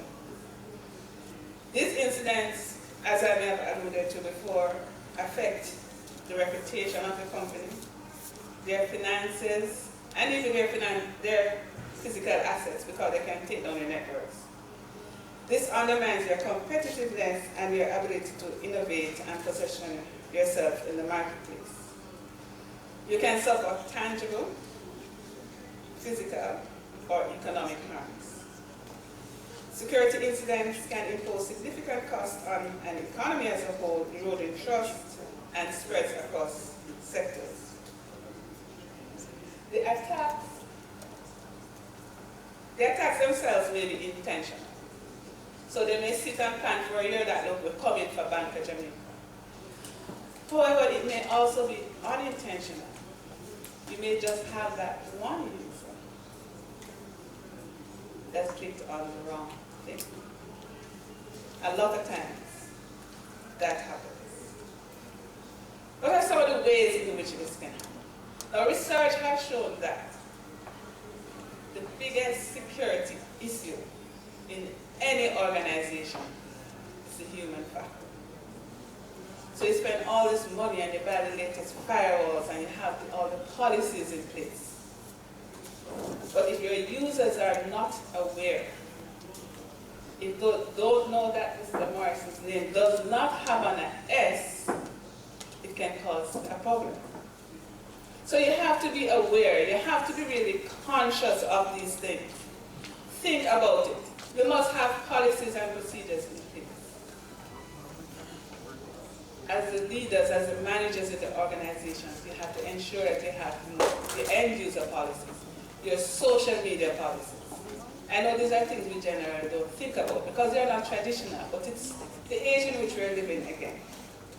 You must look at things such as passwords. You have to ensure that your users know that their name is not a good password. They also need to be aware of the fact that when you give them a set of credentials, it's theirs. And anything happens under those credentials, they are responsible. And always be careful of opening and following links in unsolicited mail.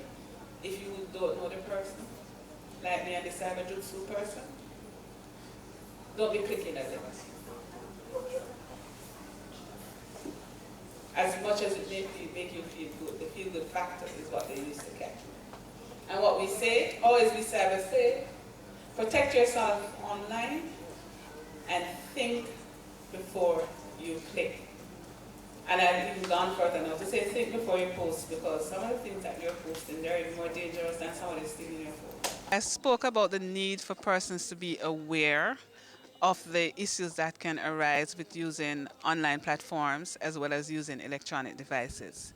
So we want people to know that while there are good uses, and I did speak to some of the uses of social media in marketing and in promoting a business, there are some risks that exist, and I gave some examples as to how to manage those risks. Companies need to do all that is necessary to protect consumers' data. Why I don't think sometimes they realize that this data that they hold is valuable to other organizations, some not necessarily legal organizations as well, for all sorts of use. And that is what we're trying to get across, that companies need to realize that you're holding personal data and other persons are interested in this data, so it is your responsibility to protect it. When you're using online platforms, when you're using electronic devices, think before you click, think before you post with social media. You need to consider the impact that whatever you post may have not only on you but on others.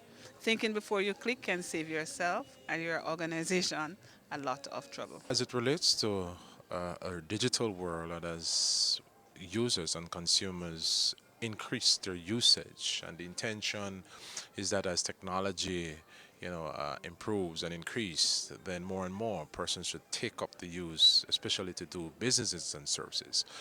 But the direction that we're heading is good, but we also have to think about the negative side of things, in the sense that there are challenges with respect to security aspect of what we do. We do a lot of business online. We do a lot of transaction, point of sale services. All of these things, pose risk and threat for the consumers. Criminals are out there. They're understudying and looking at how things move on and progress with respect to businesses, whether it's online businesses and things like that. They can get involved in studying your patterns of usage online. Say, for example, if you pay bills online, if you shop online, normally you'll put your information about your card online, your PIN number online. Criminals can now send, malicious software to your smart devices.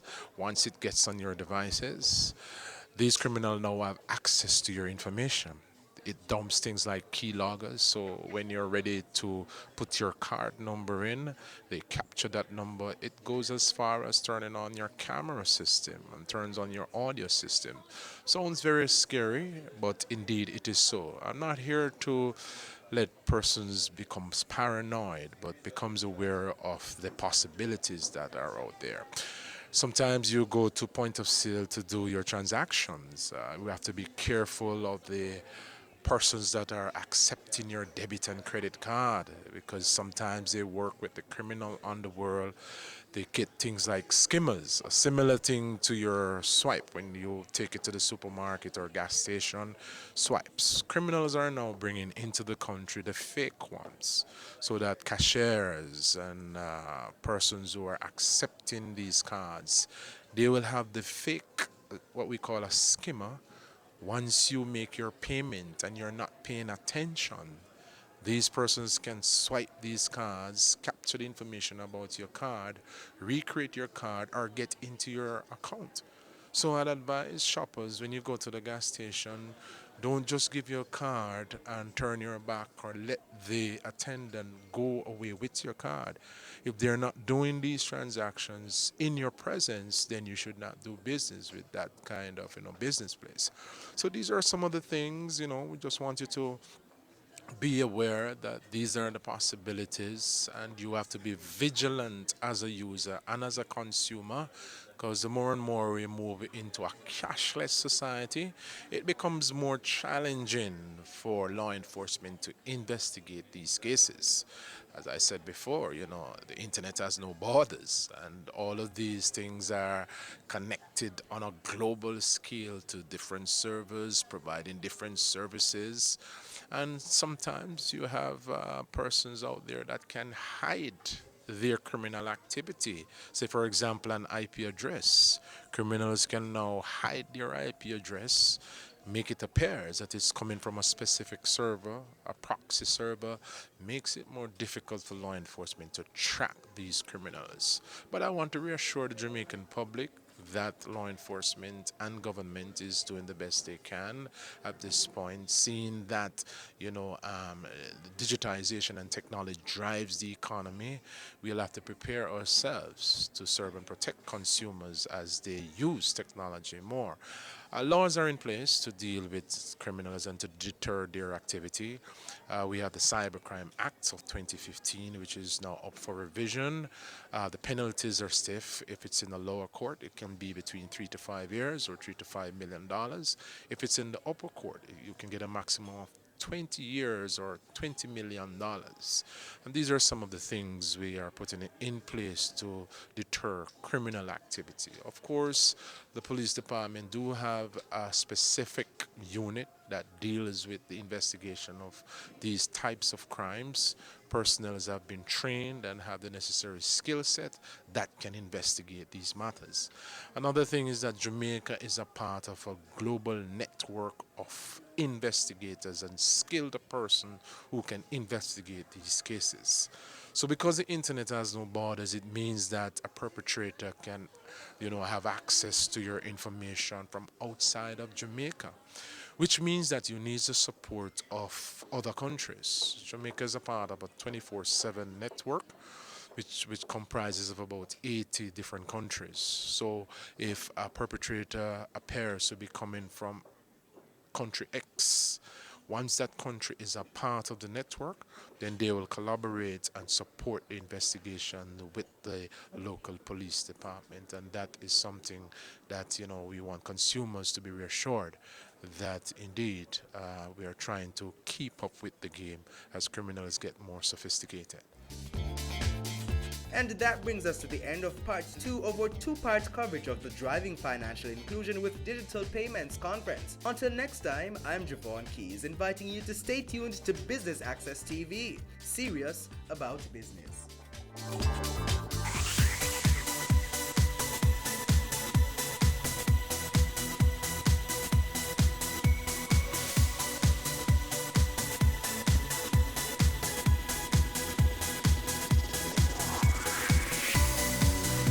It's season 12, and Wealth Magazine Business Access is here to keep you business savvy. With an impressive mix of some of Jamaica's most inspiring business moguls, we continue to keep Jamaica informed, empowered, and ready to dominate. Tune in Sundays at 5 p.m. only on BATV. You're watching Business Access. Business Access. Business Access. Business Access TV. Serious about business.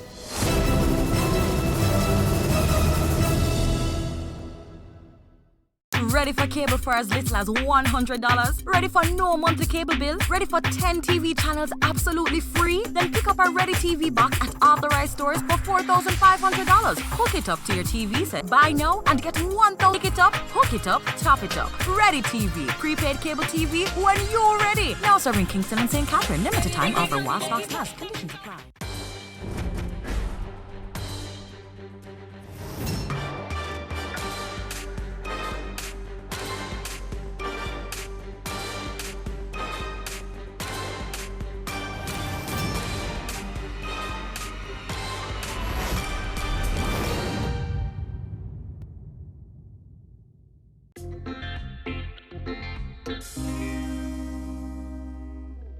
Hey guys, and thanks for joining me on another episode of Chill Spot.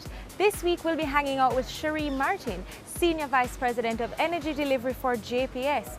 First, I'll be joining Cherie at work to get an idea of what she does on a daily basis, and then we'll be heading over to Just Salads for lunch. So don't go anywhere, more Chill Spot after this.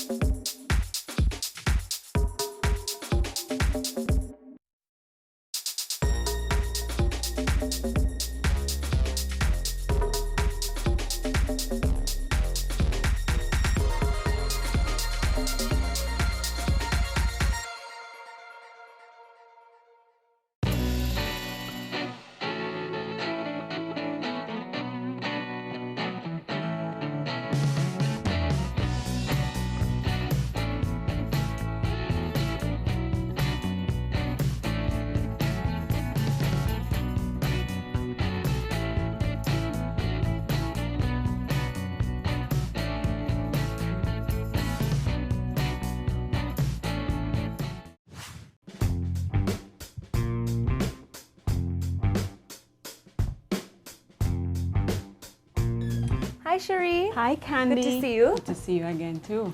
So we're here at JPS. We are. And you are the Senior Vice President for Energy Delivery. Talk to us about your role and your day-to-day. So I took this portfolio on effective May 1. Okay, so just recently? Just recently. It is the role that has oversight for our transmission and distribution network. Okay. So all the wires and the poles that we have to keep in a particular condition for our customers, I oversee. We have parish offices across Jamaica that provide service to our customers. I'm responsible for ensuring that that is also executed appropriately. And then we have an energy solutions business, which looks at alternate energy for customers, Right. energy management, things that help them to manage their energy more wisely. We have that group as well, and I also have HR as part of my portfolio. So on a day-to-day basis, it is really trying to ensure that we are maintaining and improving our grid, as we call it. The T&D network is our grid. And looking at ways to ensure that our customers have solutions to meet their energy needs, and finding options for them to consider around energy management. And then on the HR side, it's about keeping our 1,700 people focused, engaged, taken care of. 1,700. Yes. And that is the most heart-filled part of my job, to be honest, the HR portfolio.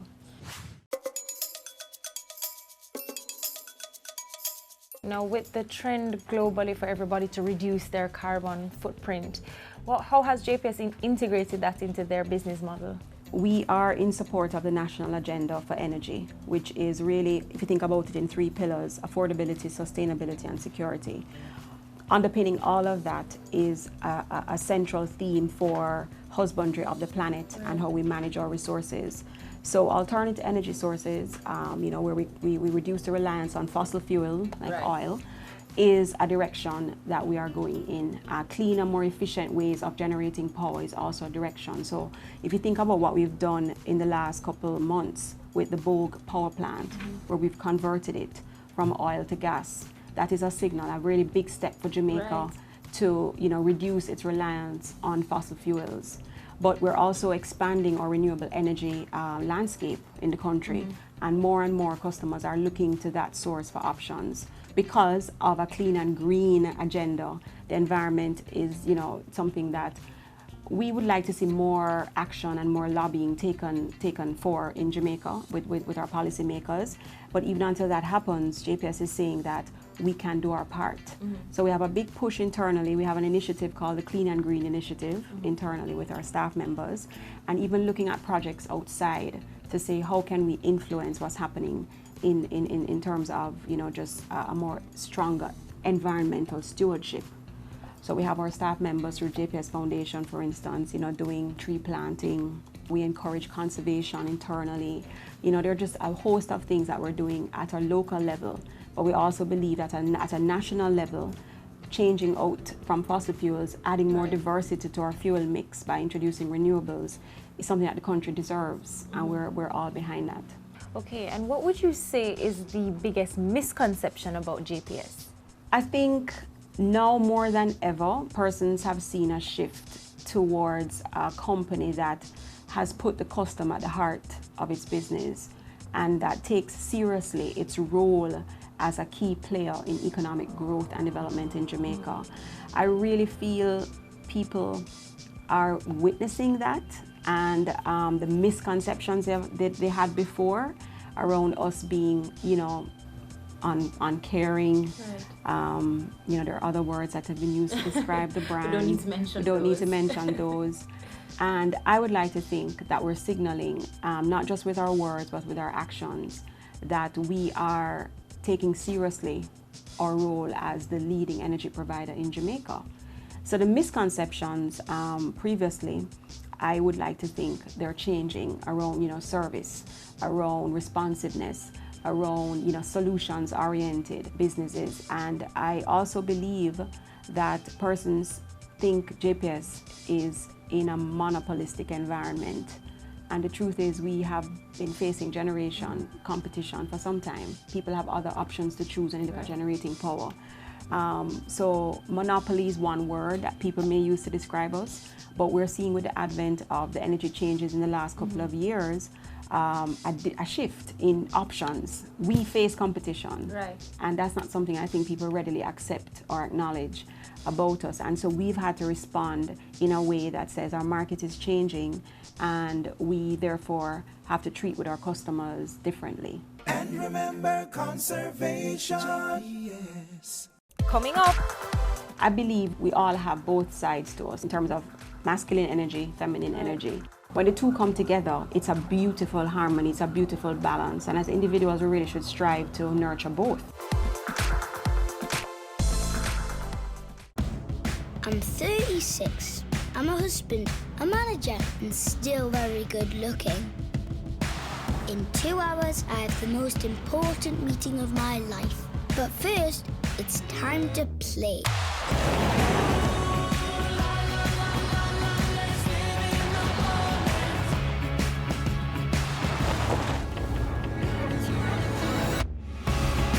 The new Suzuki Vitara.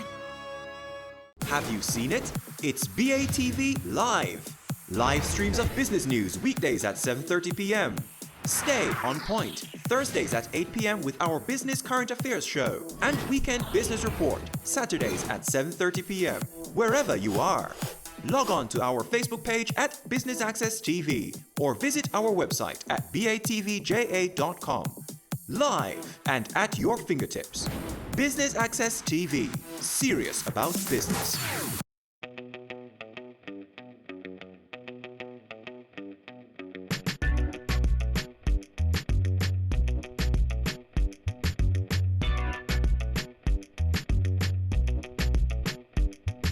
now before coming to JPS, of course, you were in banking at NCB. Yes. How did you transition into this industry? What was that like? It was hard. I grew up in NCB, and as I spent a really fruitful 10 years working with Patrick Hilton, who is the group managing director there, and learning and being exposed and just having the opportunity to grow and flourish. I got a call from somebody who said Kelly Tomlin was looking for somebody to join her leadership team, and Kelly and I started talking, and yes, it was hard, but there are some similarities in terms of just how you develop teams, how you look at strategic issues, you know, how you look at allocating resources to make best decisions given the environment. So at a strategic level, there are a lot of similarities. The cultures are different, and I had to adjust to that. But JPS is a very nimble environment in terms of mindset. We do have legacy considerations around how people think, but I find for the most part, with exposure, with keen listening, with being more of a facilitator, encouraging collaboration, I've been able to get a lot done here. Okay. And I'm really enjoying it.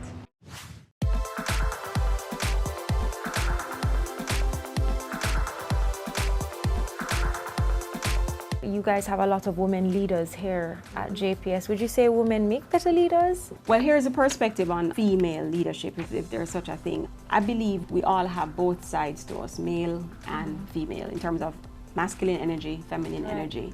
And it's just what we harness at a particular point in time, what we promote as an individual.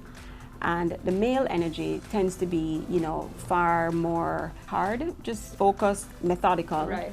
And the feminine energy really focuses on just the sway and the flow of just, you know, uncertainty and nurturing and caring, and it's not as sequential or linear as the male energy. When the two come together, it's a beautiful harmony, it's a beautiful balance, and as individuals we really should strive to nurture both. But sometimes we get out of whack.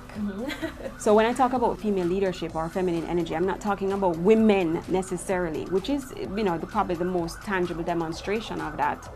But I'm talking about bringing your feminine side to leadership. Absolutely. And in our industry, it has not been readily practiced. Right. It hasn't, Exactly. that's the truth. But I think as we begin to change conversations and talk to our people with that sense of nurture, that sense of care, that emotional side, if you will, people are responding and responding positively.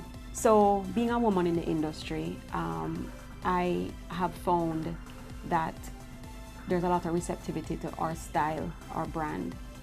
People are open to thinking differently about how we can do power. And I haven't experienced any roadblocks. I haven't experienced any pushback.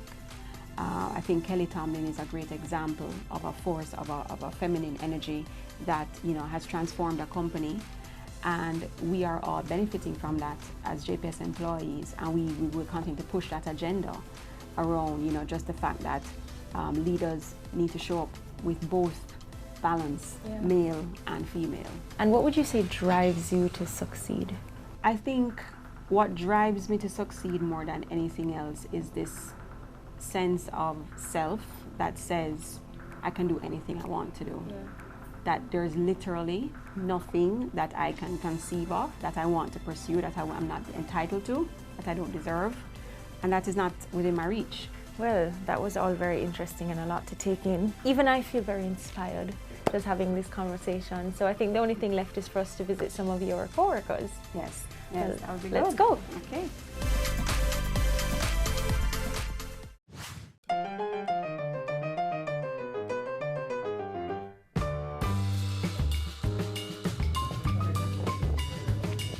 So Candy, I'd like you to meet some members of my team, guys. This is Candy King, and she's gonna sit in. Yes, I'm gonna sit in on our all conversation. About Cherie. Yes. So let's get started.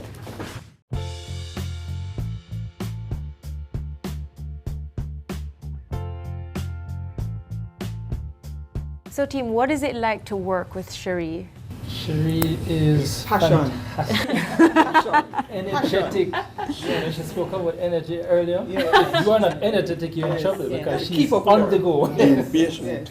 That's true. She's a very good leader. Yeah. Yes. Very, very serious about what she wants, when she wants it, and she usually gets it. Yeah. And one thing for sure, she wants root cause. So don't just come with numbers or anything like that. Sure, you want to know what's the real reason behind what she's saying, whether it's good or bad. So that ensure that you're kept on your toes. The one thing actually, just let you know that she still loves you after. You know, go on. So she's an excellent communicator. I was just about to say that. Excellent communicator.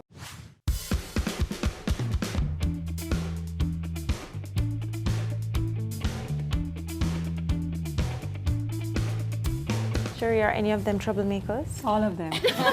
All of them. They chose this group very strategically. This is a team, though, that really, some of them are not here, but these guys represent some key functions of our making JPS deliver at a particular level to Jamaica and continue to improve. I push them, but they also respond very enthusiastically, and that helps. I like the energy of the team. No pun intended. Thanks, guys. Thank you. All right, thank you.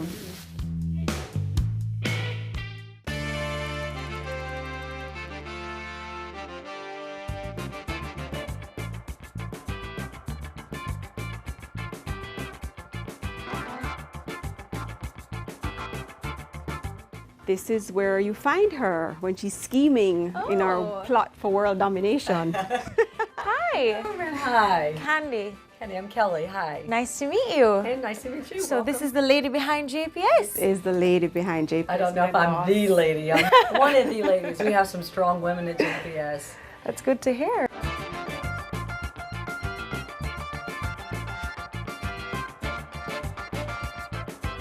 So what is Cherie like to work with? You know, I recruited Cherie, right? I stalked her. She was at another company, so I really wanted her. I think we're a good complement. Cherie is very thoughtful, and sometimes I'm very impulsive, so we're really good. But I think we share the same spirit and the same vision for JPS. We really do have a grander vision for what JPS means for Jamaica and for perhaps the world at large. We always talk about doing power differently, and I think Cherie is a great example of what we say about being powerful with love and humility, tearing down hierarchy, and I think Cherie really does that. One of my favorite things about Cherie is that I think we spend a lot of time worrying what this one thinks of me and that one doesn't think of me, and Cherie is nothing like that. She's solid in her own source and her own self, so that makes me really like to be around her because there's no drama. But Cherie's the example of what I'm trying to create in my leadership team, this idea that you're fearless, but you bring big heart to everything you do, and that we always keep the overall impact and overall purpose, and we never ever forget that all work is done through people and through relationships with those people, and we're determined to make this a well place, and Sherie's been leading that, talking about, holistic wellness, right? Mind, body, and spirit, and people are very interested in what Cherie has to say. I love her example as a mother as well as a powerful woman in business. Okay, wow. Well, I'm excited to hear more about your health and wellness. Absolutely. And we'll be heading to eat lunch at Just Salad soon, so wonderful. I'll be hearing more about that. Great day. Thank you very much. It's been very nice meeting you. Please enjoy your time here at JPS. Thank you. Thanks, boss. Yeah, that's okay.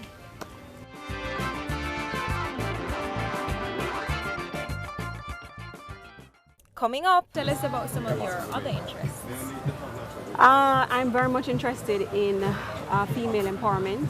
I do a lot in trying to understand how women can be stronger, have stronger voices, see themselves as, just persons that can pursue anything that they want to pursue.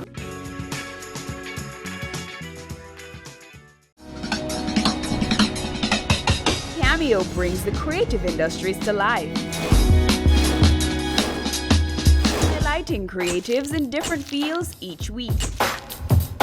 Art. My life turns art. I breathe, I eat art. Fashion. Food. Without a customer, we're nothing but four walls. Music. Film. Cameo, only on Business Access TV. Business current affairs you can relate to. Frank, credible discussion. On point, dissecting the issues. Offering solutions to Jamaica's challenges. On Point, Thursdays at 8 p.m. on Business Access TV.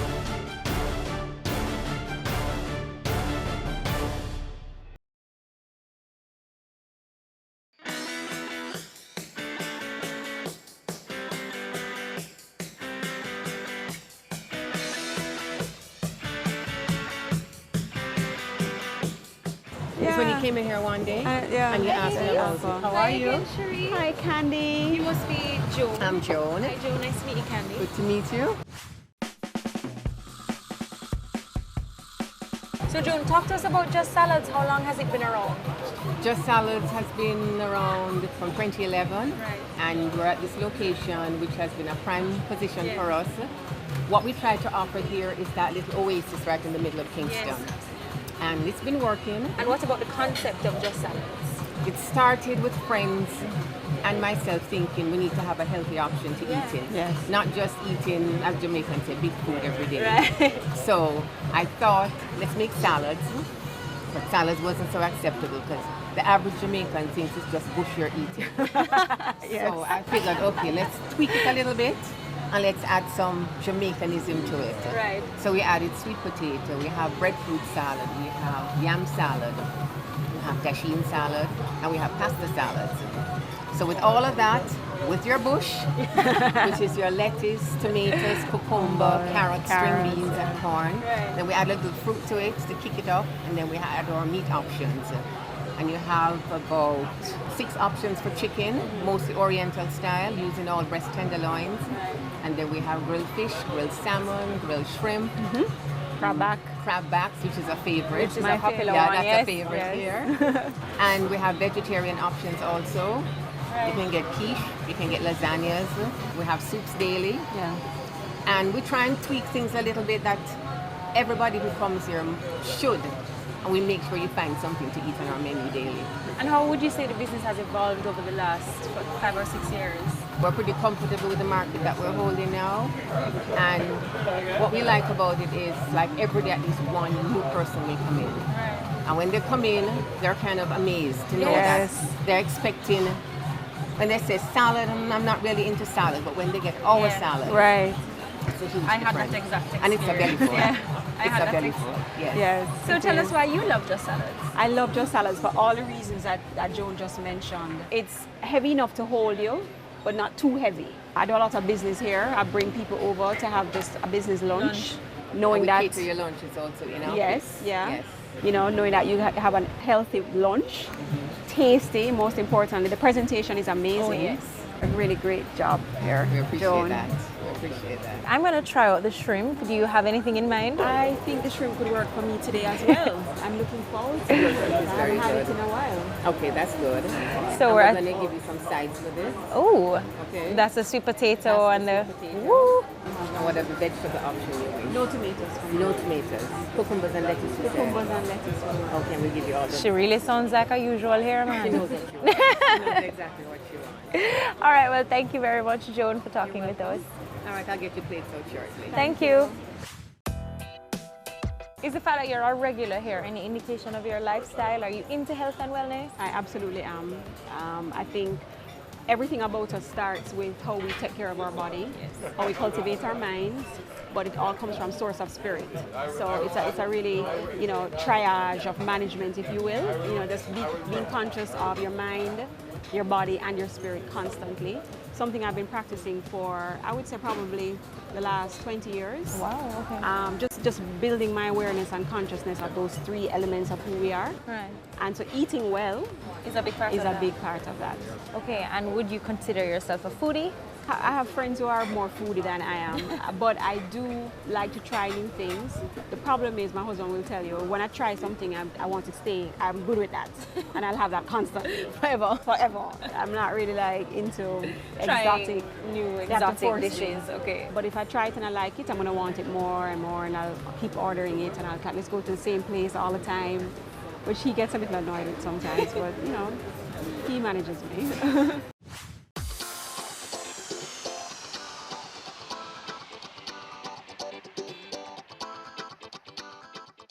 So tell us about your family and your girls.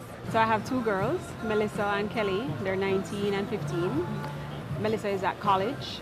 She goes to Savannah College of Art and Design in Georgia. She's a sophomore. Oh. And Kelly is a fourth form at Campion. So I have one more of them to get out of the house. And what about your husband? Oh, I'm married to Wayne Anthony Martin for 23 years. Wow. He is a successful owner of a business. He runs Cheers Automotive and Repairs. So he's into cars. It's been a passion of his since he was yay high. Together we create quite a domitable force. I like that. Yeah, and we are enjoying seeing our girls grow and just getting into this new phase now with them and just seeing them flourish and become women. And it's been a great journey so far. What about your childhood? Okay, so I grew up with two brothers. Two brothers? I'm the middle child, so I was, very fortunate to have brothers to protect me when I was growing up. I could do anything. Nothing was not allowed for me because I had them with me all the time. With my parents, Methlin and Winston Anderson in Portmore. Very loving environment. We're not well off. We were never well off, but we never knew that. So a lot of love, a lot of support. My father stressed education, and so we did a lot in terms of making sure we did well in school. So I have two brothers that are engineers, and of course I have now moved into energy. Right. I'm surrounded by engineers, so that's a big family joke. And I'm pretty supportive environment growing up, just being told I could do whatever I wanted to do. What schools did you attend? I went to the Convent of Mercy Academy, Alpha. But I went to St. Rita's Prep before that. And then I went to University of West Indies. Well, I think we've discussed everything but lunch. So I'm ready to eat some food. Yeah, looking forward.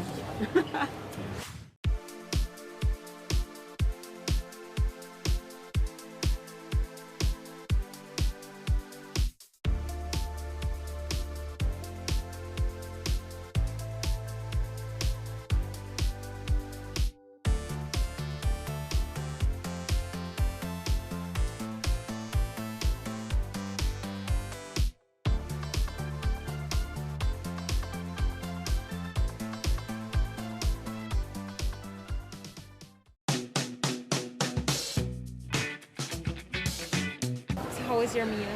My belly full in a good way. Like I'm really happy. Satisfied. Yes, that's exactly how I feel. And that's what Joan does every time. Just Salads is the place. If you want to make sure you get a nice healthy meal, that's where you come. Exactly. You don't feel over full. You know what I mean? Yeah. It's delicious.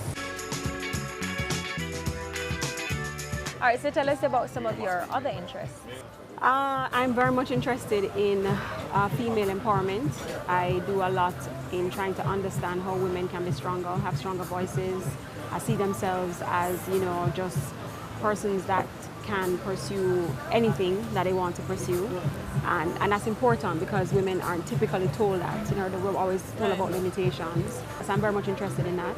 I do a lot of reading on mind, body, soul, how we think, how we represent ourselves in the world. So if you check my Kindle, it's a lot of books that, you know, really speak about, you know, the spiritual side of who we are.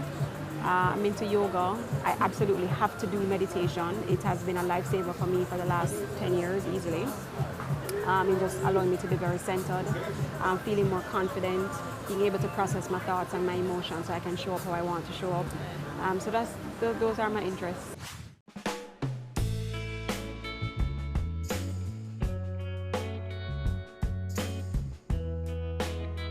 Well, Cherie, thank you so much for sharing or spending the day with us and sharing your chill spots with us. I enjoyed being at your office, getting to know your co-workers, and of course here at Just Salads, the food was just amazing. Wasn't it? Thank you so much. I'm so happy you came, and I'm glad you enjoyed the experience. It was my pleasure. Perfect, thank you.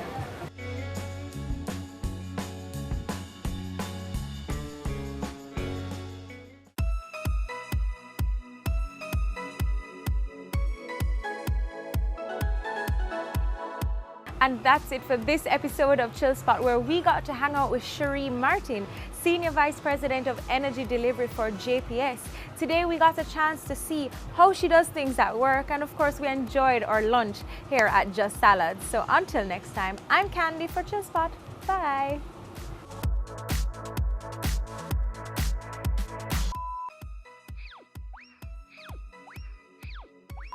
Senior Vice President of Energy. The word, I can't remember that word, delivery.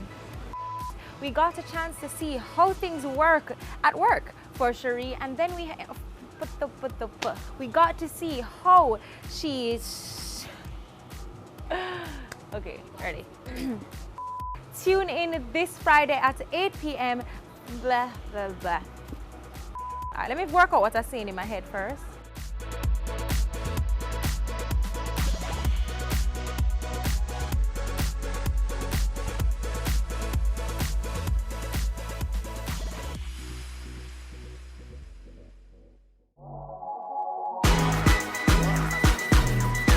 The Good Life, your trusted source for useful health and wellness information, lifestyle tips for the mind, body, and soul.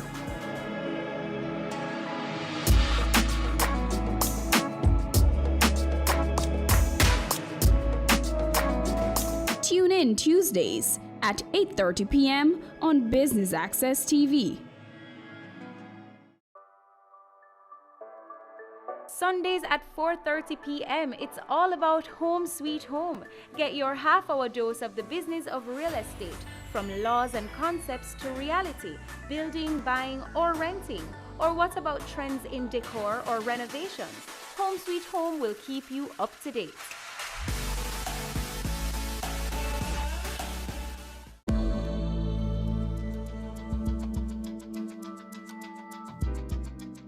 Most women will have an ill-fitting bra at some point in their lives. This week on The Good Life, we'll talk about finding the right size bra for the perfect occasion that's the absolutely right fit. I'm your host, Amita Prasad-Webb. Stick and stay.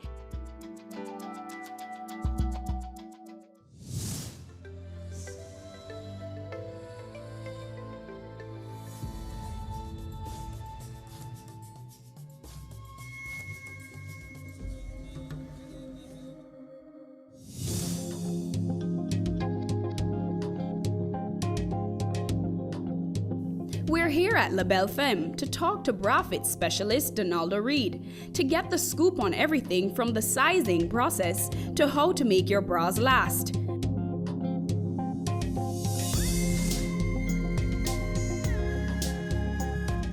I'm here with Donalda Reed, who is a bra fit specialist here at La Belle Femme. Hi. So let's get into things. Okay. Talk to me about bra fitting. Why is it important for us to get bra fittings? Well, it's important for a number of reasons. Posture, health, and comfort. If you think about it, if you're wearing the wrong bra, it can be very, very uncomfortable. And it can cause some health issues, particularly if you're heavier breasted. You know, you can be looking at back pain, shoulder pain, even headaches. So it's an important thing. What is the biggest misconception when it comes on to bra fittings? I think one of the biggest misconceptions is, and it's been spread by a whole lot of misinformation that's out there that D or double D are big cup sizes, and that simply is not true. Okay. K or double K are big cup sizes, but D and double D simply are not. How often should you get a bra fitted? Well, it's interesting. Really, they recommend you get fitted once a year, but there are other circumstances that will require bra fitting. So, for example, if you gain weight, if you lose weight, if you become pregnant, if you nurse a baby and stop nursing, if you go through menopause, all those things will affect your breasts. Right. So what would be one of the biggest obstacles to, getting your right size? Well, again, it's the misinformation, it's the lack of availability of a wide range of sizes. Here at La Belle Femme, we actually carry about 115 sizes. As I say, ranging in size from band sizes up to a 46 and down to a 28, and cup sizes from A through to double K. So. Small-chested women tend to, I guess people think they tend to be in the A or the size B range. Right. Can a small-breasted woman be a C cup or a D cup? Or a double D. Yes. The number and the letter work together. So we have to remember that the number is how big your rib cage is, how much you measure right here. And the letter is your breast volume. And so is a 38 double D going to be better than, is going to be smaller or larger than a 28 double D? Yes, because you're adding inches. It's 5 inches difference between here and here if you're a double D. So if you're a 38 double D, you'll be much larger than a 28 or 30 double D. Okay. Yeah. Talk to us about the range of sizes that you have.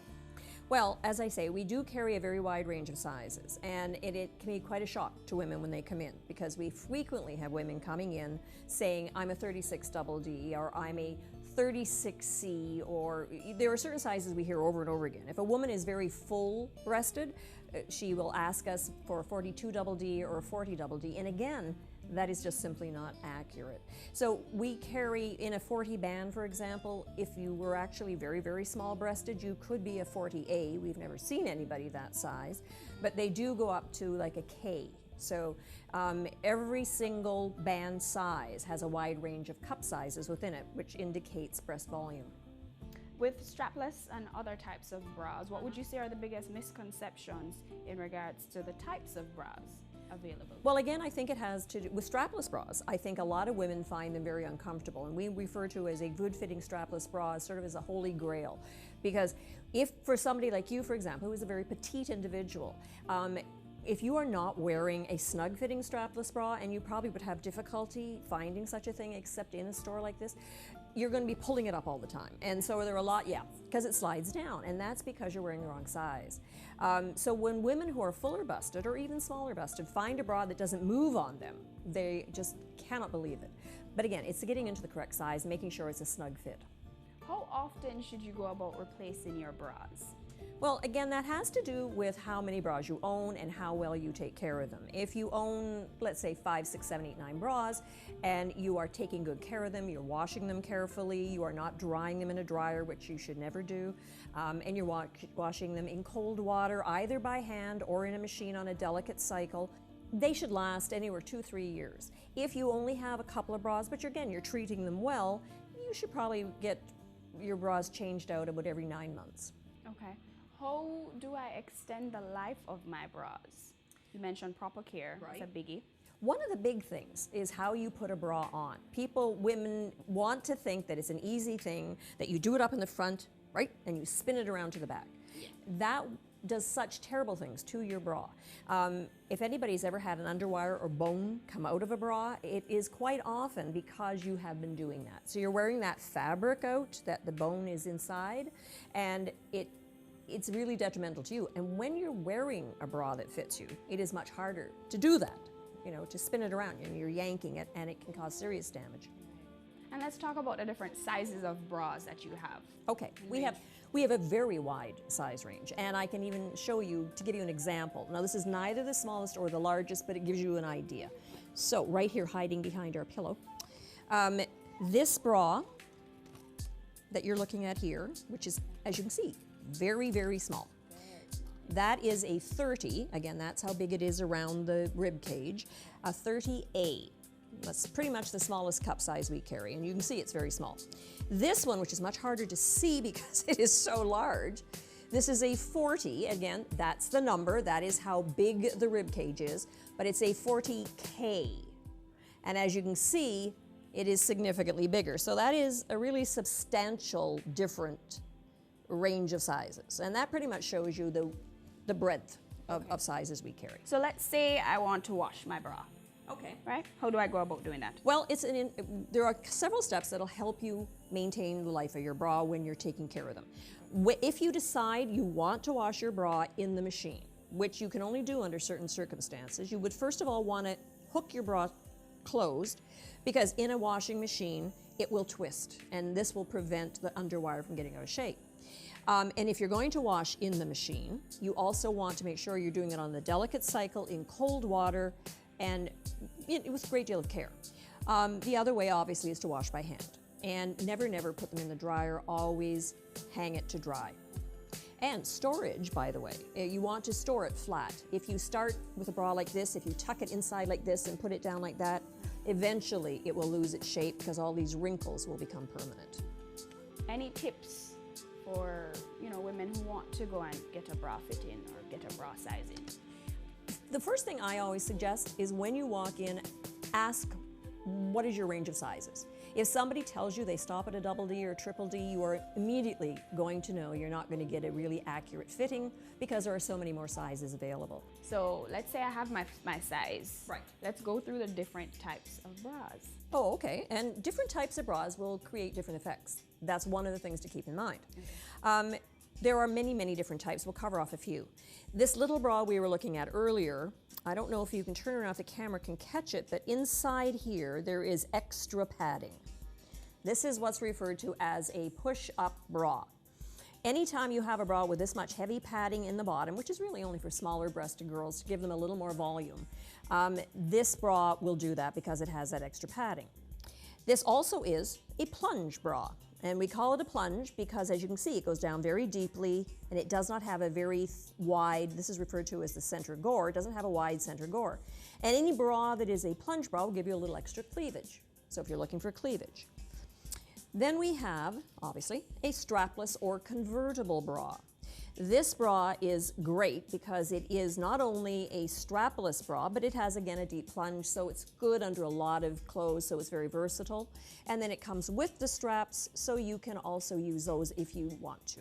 You'll note there are no seams in this bra at all. This is referred to, as this one is, as a molded cup. There are no seams. Okay. Women tend to think that this is going to give them better support. It's not the truth. What you want is a bra with seams, but in this bra, there are actually two seams, one here and one here, so it's called a three-part cup because you have this part, and this part. What this upward seam does is give you your lift. Anytime you have a bra with seams going up, it gives you lift. So there are bras that will give you a lot of really beautiful décolletage, and those bras typically will have 2 or 3 upward seams because that will just make you look like you're sitting up high and happy. So this gives you your shape. Your seam going up gives you the lift, and your seam going across gives you your shape. Inside this bra, there is also another part, which is referred to as a side sling, and that gives you something that all women want, which is forward projection. So in case your breasts tend to go a little to either side, this will help you keep within your body frame. We're gonna take a break. More Good Life when we return.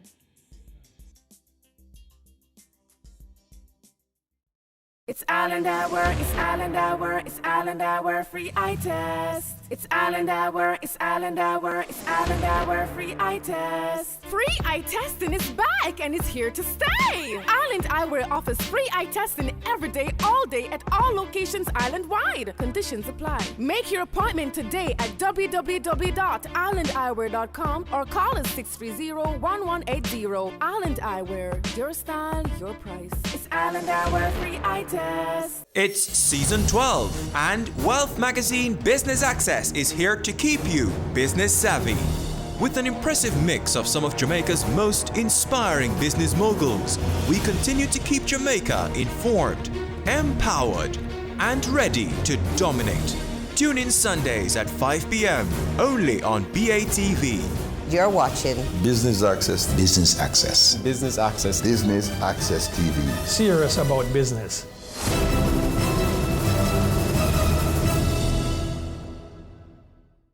Ready for cable for as little as $100? Ready for no monthly cable bill? Ready for 10 TV channels absolutely free? Then pick up our Ready TV box at authorized stores for $4,500. Hook it up to your TV set, then top it up with Ready Credit for 1, 7, or 30 days. Buy now and get $1,000 free Ready Credit and start watching your favorite shows. Pick it up, hook it up, top it up. Ready TV. Prepaid cable TV when you're ready. Now serving Kingston and St. Catherine. Limited time offer while stocks last. Conditions apply. Your business matters. Business Access TV offers you the most innovative and effective advertising solution for your business, specializing in B2B sales, cost-effective solutions, the customers you want, the repetition you need. No matter the size and nature of your company, your business matters. Call us at 876-291-6233 or 876-376-4225. Email sales@batvja.com. We are back with another exciting, innovative, and inspiring season.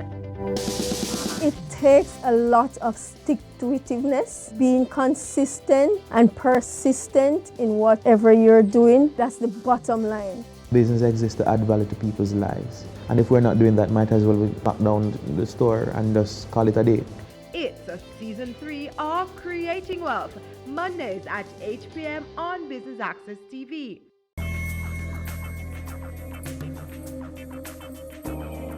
You would never wear a pair of shoes that don't fit, so why would you suffer through hours in an ill-fitting bra?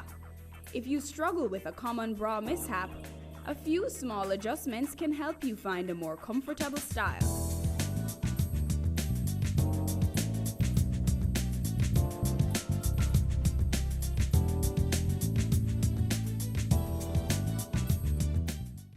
Welcome back to The Good Life. We're here with bra fit specialist Donalda Reed, who is going to talk to us about the process of finding the right bra. There's an interesting thing, people feeling it's not quite right, and we want to talk about what our first step is. We talk about the fit of the bra they're currently wearing. Now this lovely lady here, Joette, is wearing a bra, and a lot of people would look at that and say, well, what's really wrong with the fit of this bra? From here, it doesn't look all that bad. So we're going to talk about it, and Chantal, who is one of our bra fit specialists, is going to show where the problems exist. And these are problems I think other women will also have experienced. The very first thing is the center gore, that piece in the center there. And Chantal's showing you what it should be doing, which is sitting flat against her chest. And if that were happening, we'd start cutting into the breast tissue. The other thing is, if you turn sideways, Joette, this underwire here at the side is sitting far too far forward. Her entire breast is not being supported because she is sitting far forward there, and that is also something that women complain about because that will hurt. If you're wearing a bra that doesn't fit you, that underwire is going to be sitting on your tender breast tissue and causing discomfort. The other key area, if you turn sideways, you'll notice she had to do the bra up on the tightest hook. As it happens, this is a 36B, which is definitely not Joette's size. The other thing is you'll notice it's riding up at the back because when the bra band is too big, you want to show Chantal how big it is even on the tightest hook? That's far too much space. So it will start riding up. When it starts riding up, we know what happens to the front. It starts coming down and you do not have support.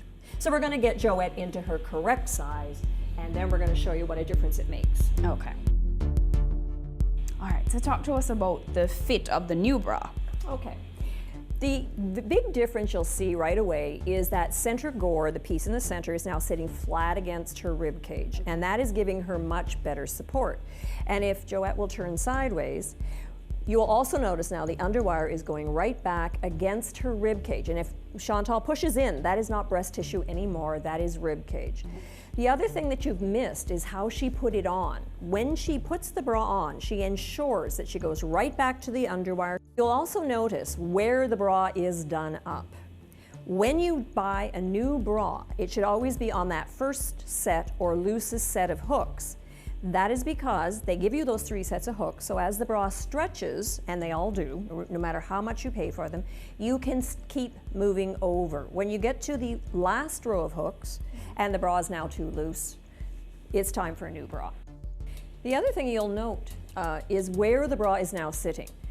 It is parallel to the floor, front and back. It is not riding up her back, and that means it's giving her great support. So now if she turns around, you'll see the lift she is now getting from that bra. Okay. It is giving her much better support.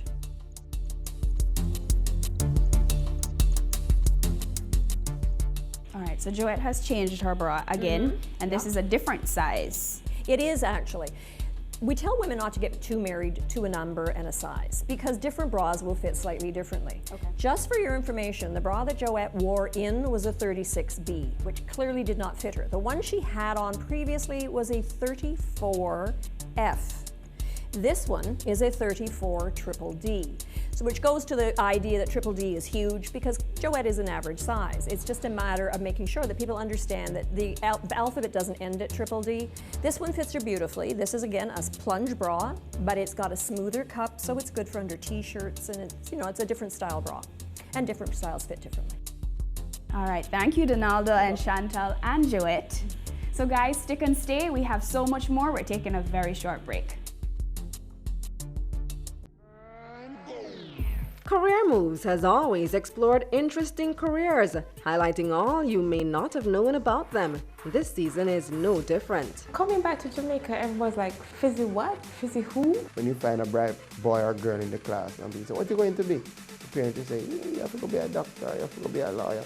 Nobody says you have to go be a politician. Let me see your hands! Tune in Tuesdays at 8 p.m. on Business Access TV. Sundays at 4:30 p.m. It's all about Home Sweet Home. Get your half-hour dose of the business of real estate, from laws and concepts to reality, building, buying, or renting. Or what about trends in decor or renovations? Home Sweet Home will keep you up to date.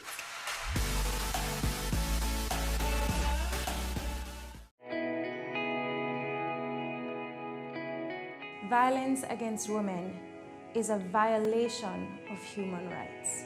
Its impact ranges from immediate to long-term physical, mental, and sexual consequences, sometimes resulting in death. It negatively impacts women's general well-being and can prevent us from fully participating in society. Be a better human being. No more violence against women. No more.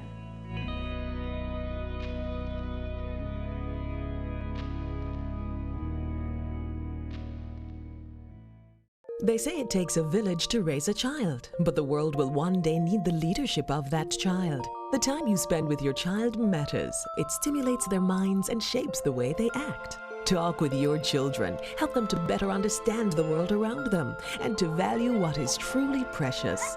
Above all, the most valuable gift you can give them is love. Play, talk, teach, love. Take the time. It makes all the difference. A message from the Parenting Helpline and Ad Council Jamaica.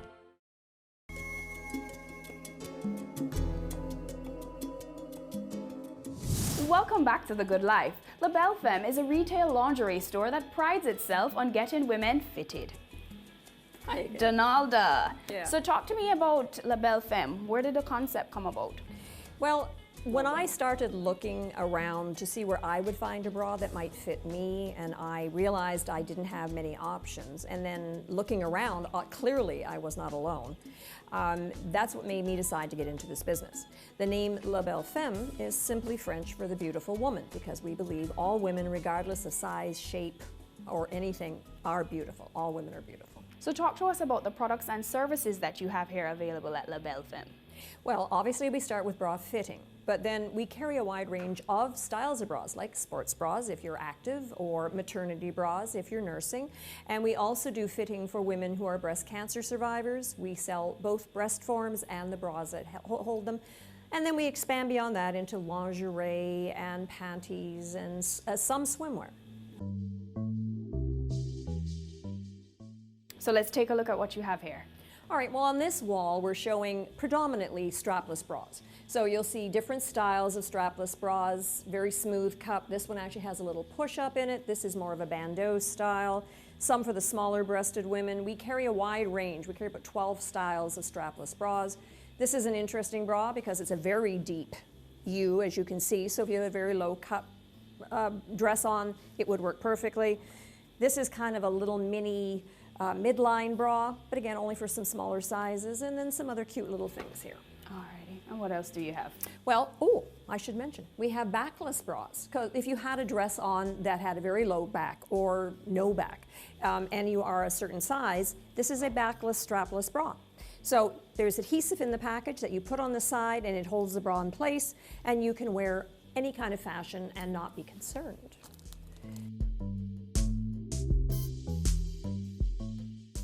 Back here is actually sort of a comfort bra. It doesn't really give you much in the way of support, but it's good for wearing around the house or if you're just gardening or whatever. And then sports bras, a real sports bra, the kind that actually does support you while you're working out. So inside, as you'll see, there is underwire, so it's called an encapsulation sports bra, so it does provide support, and they go up to a very wide range of sizes. And on the bottom, we have nursing bras. So if you're a woman who is currently nursing, this bra comes apart, and there you are. You even have a sling still supporting the breast while you're nursing. So these are a very nice bra. And of course, we have a lot more to show you because we have lingerie and panties and many, many other things that would be wonderful.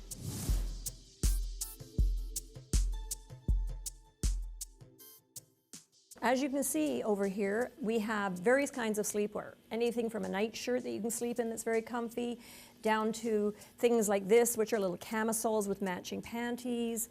And then we go into things that are even like, this is very cute. It's a little apron, which has a G-string that comes with it. So you have a very sheer little apron. So to keep things warm in the bedroom.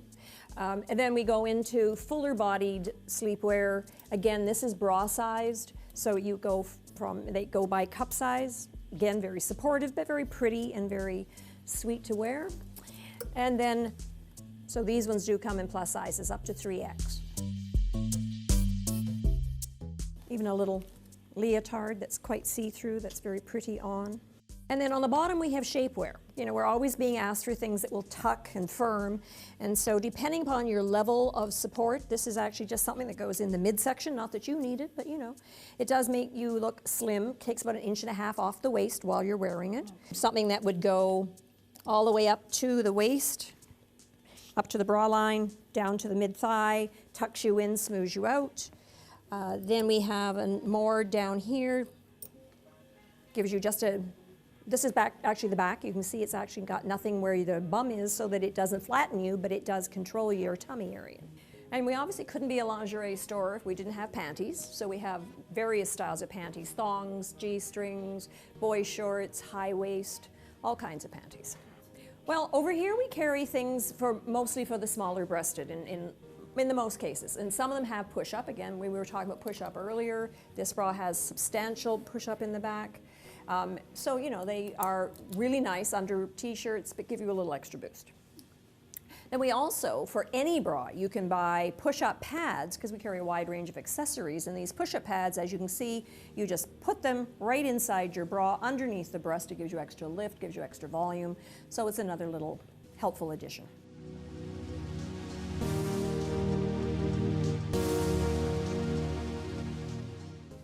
You had mentioned that you cater to cancer survivors, yes, breast cancer survivors. Yeah. Talk to us about the products that you offer. Well, we start off like we do with any bra fitting to find out what bra size you wear, because the size of bra you wear dictates the size of the breast form.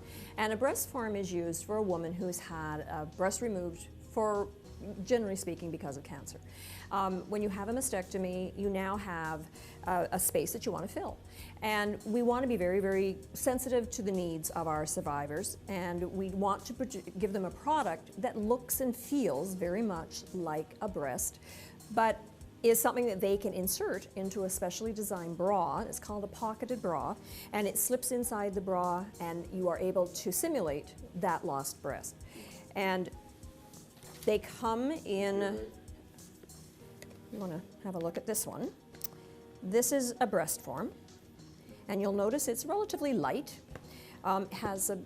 Color is called tawny, and it works very, very nicely, just slipping it inside the pocket of the bra that's designed to hold it, and it goes right against your chest wall and mimics that lost breast. Okay. How often do you get, breast cancer survivors? Requests? We don't get a lot, actually, and I think it's because we haven't promoted that aspect of our business as much, but we do. And probably sadly, there's too much breast cancer out there, and we do get probably about 5 or 6 women in a year. Well, Donalda, thank you for having us today. You're welcome. I'm sure we've all learned a lot about bras and bra fittings. Do you have any final words? Just that I cannot stress how important it is to get into the correct size, regardless of what size you are, whether you are very small, whether you're middle size, whether you are large-breasted. It is always a good thing to get into the correct size bra because the benefits are innumerable. Comfort is very important in every situation, so be sure to find the right fit. I'm your host, Amita Prasad Webb, and this is The Good Life.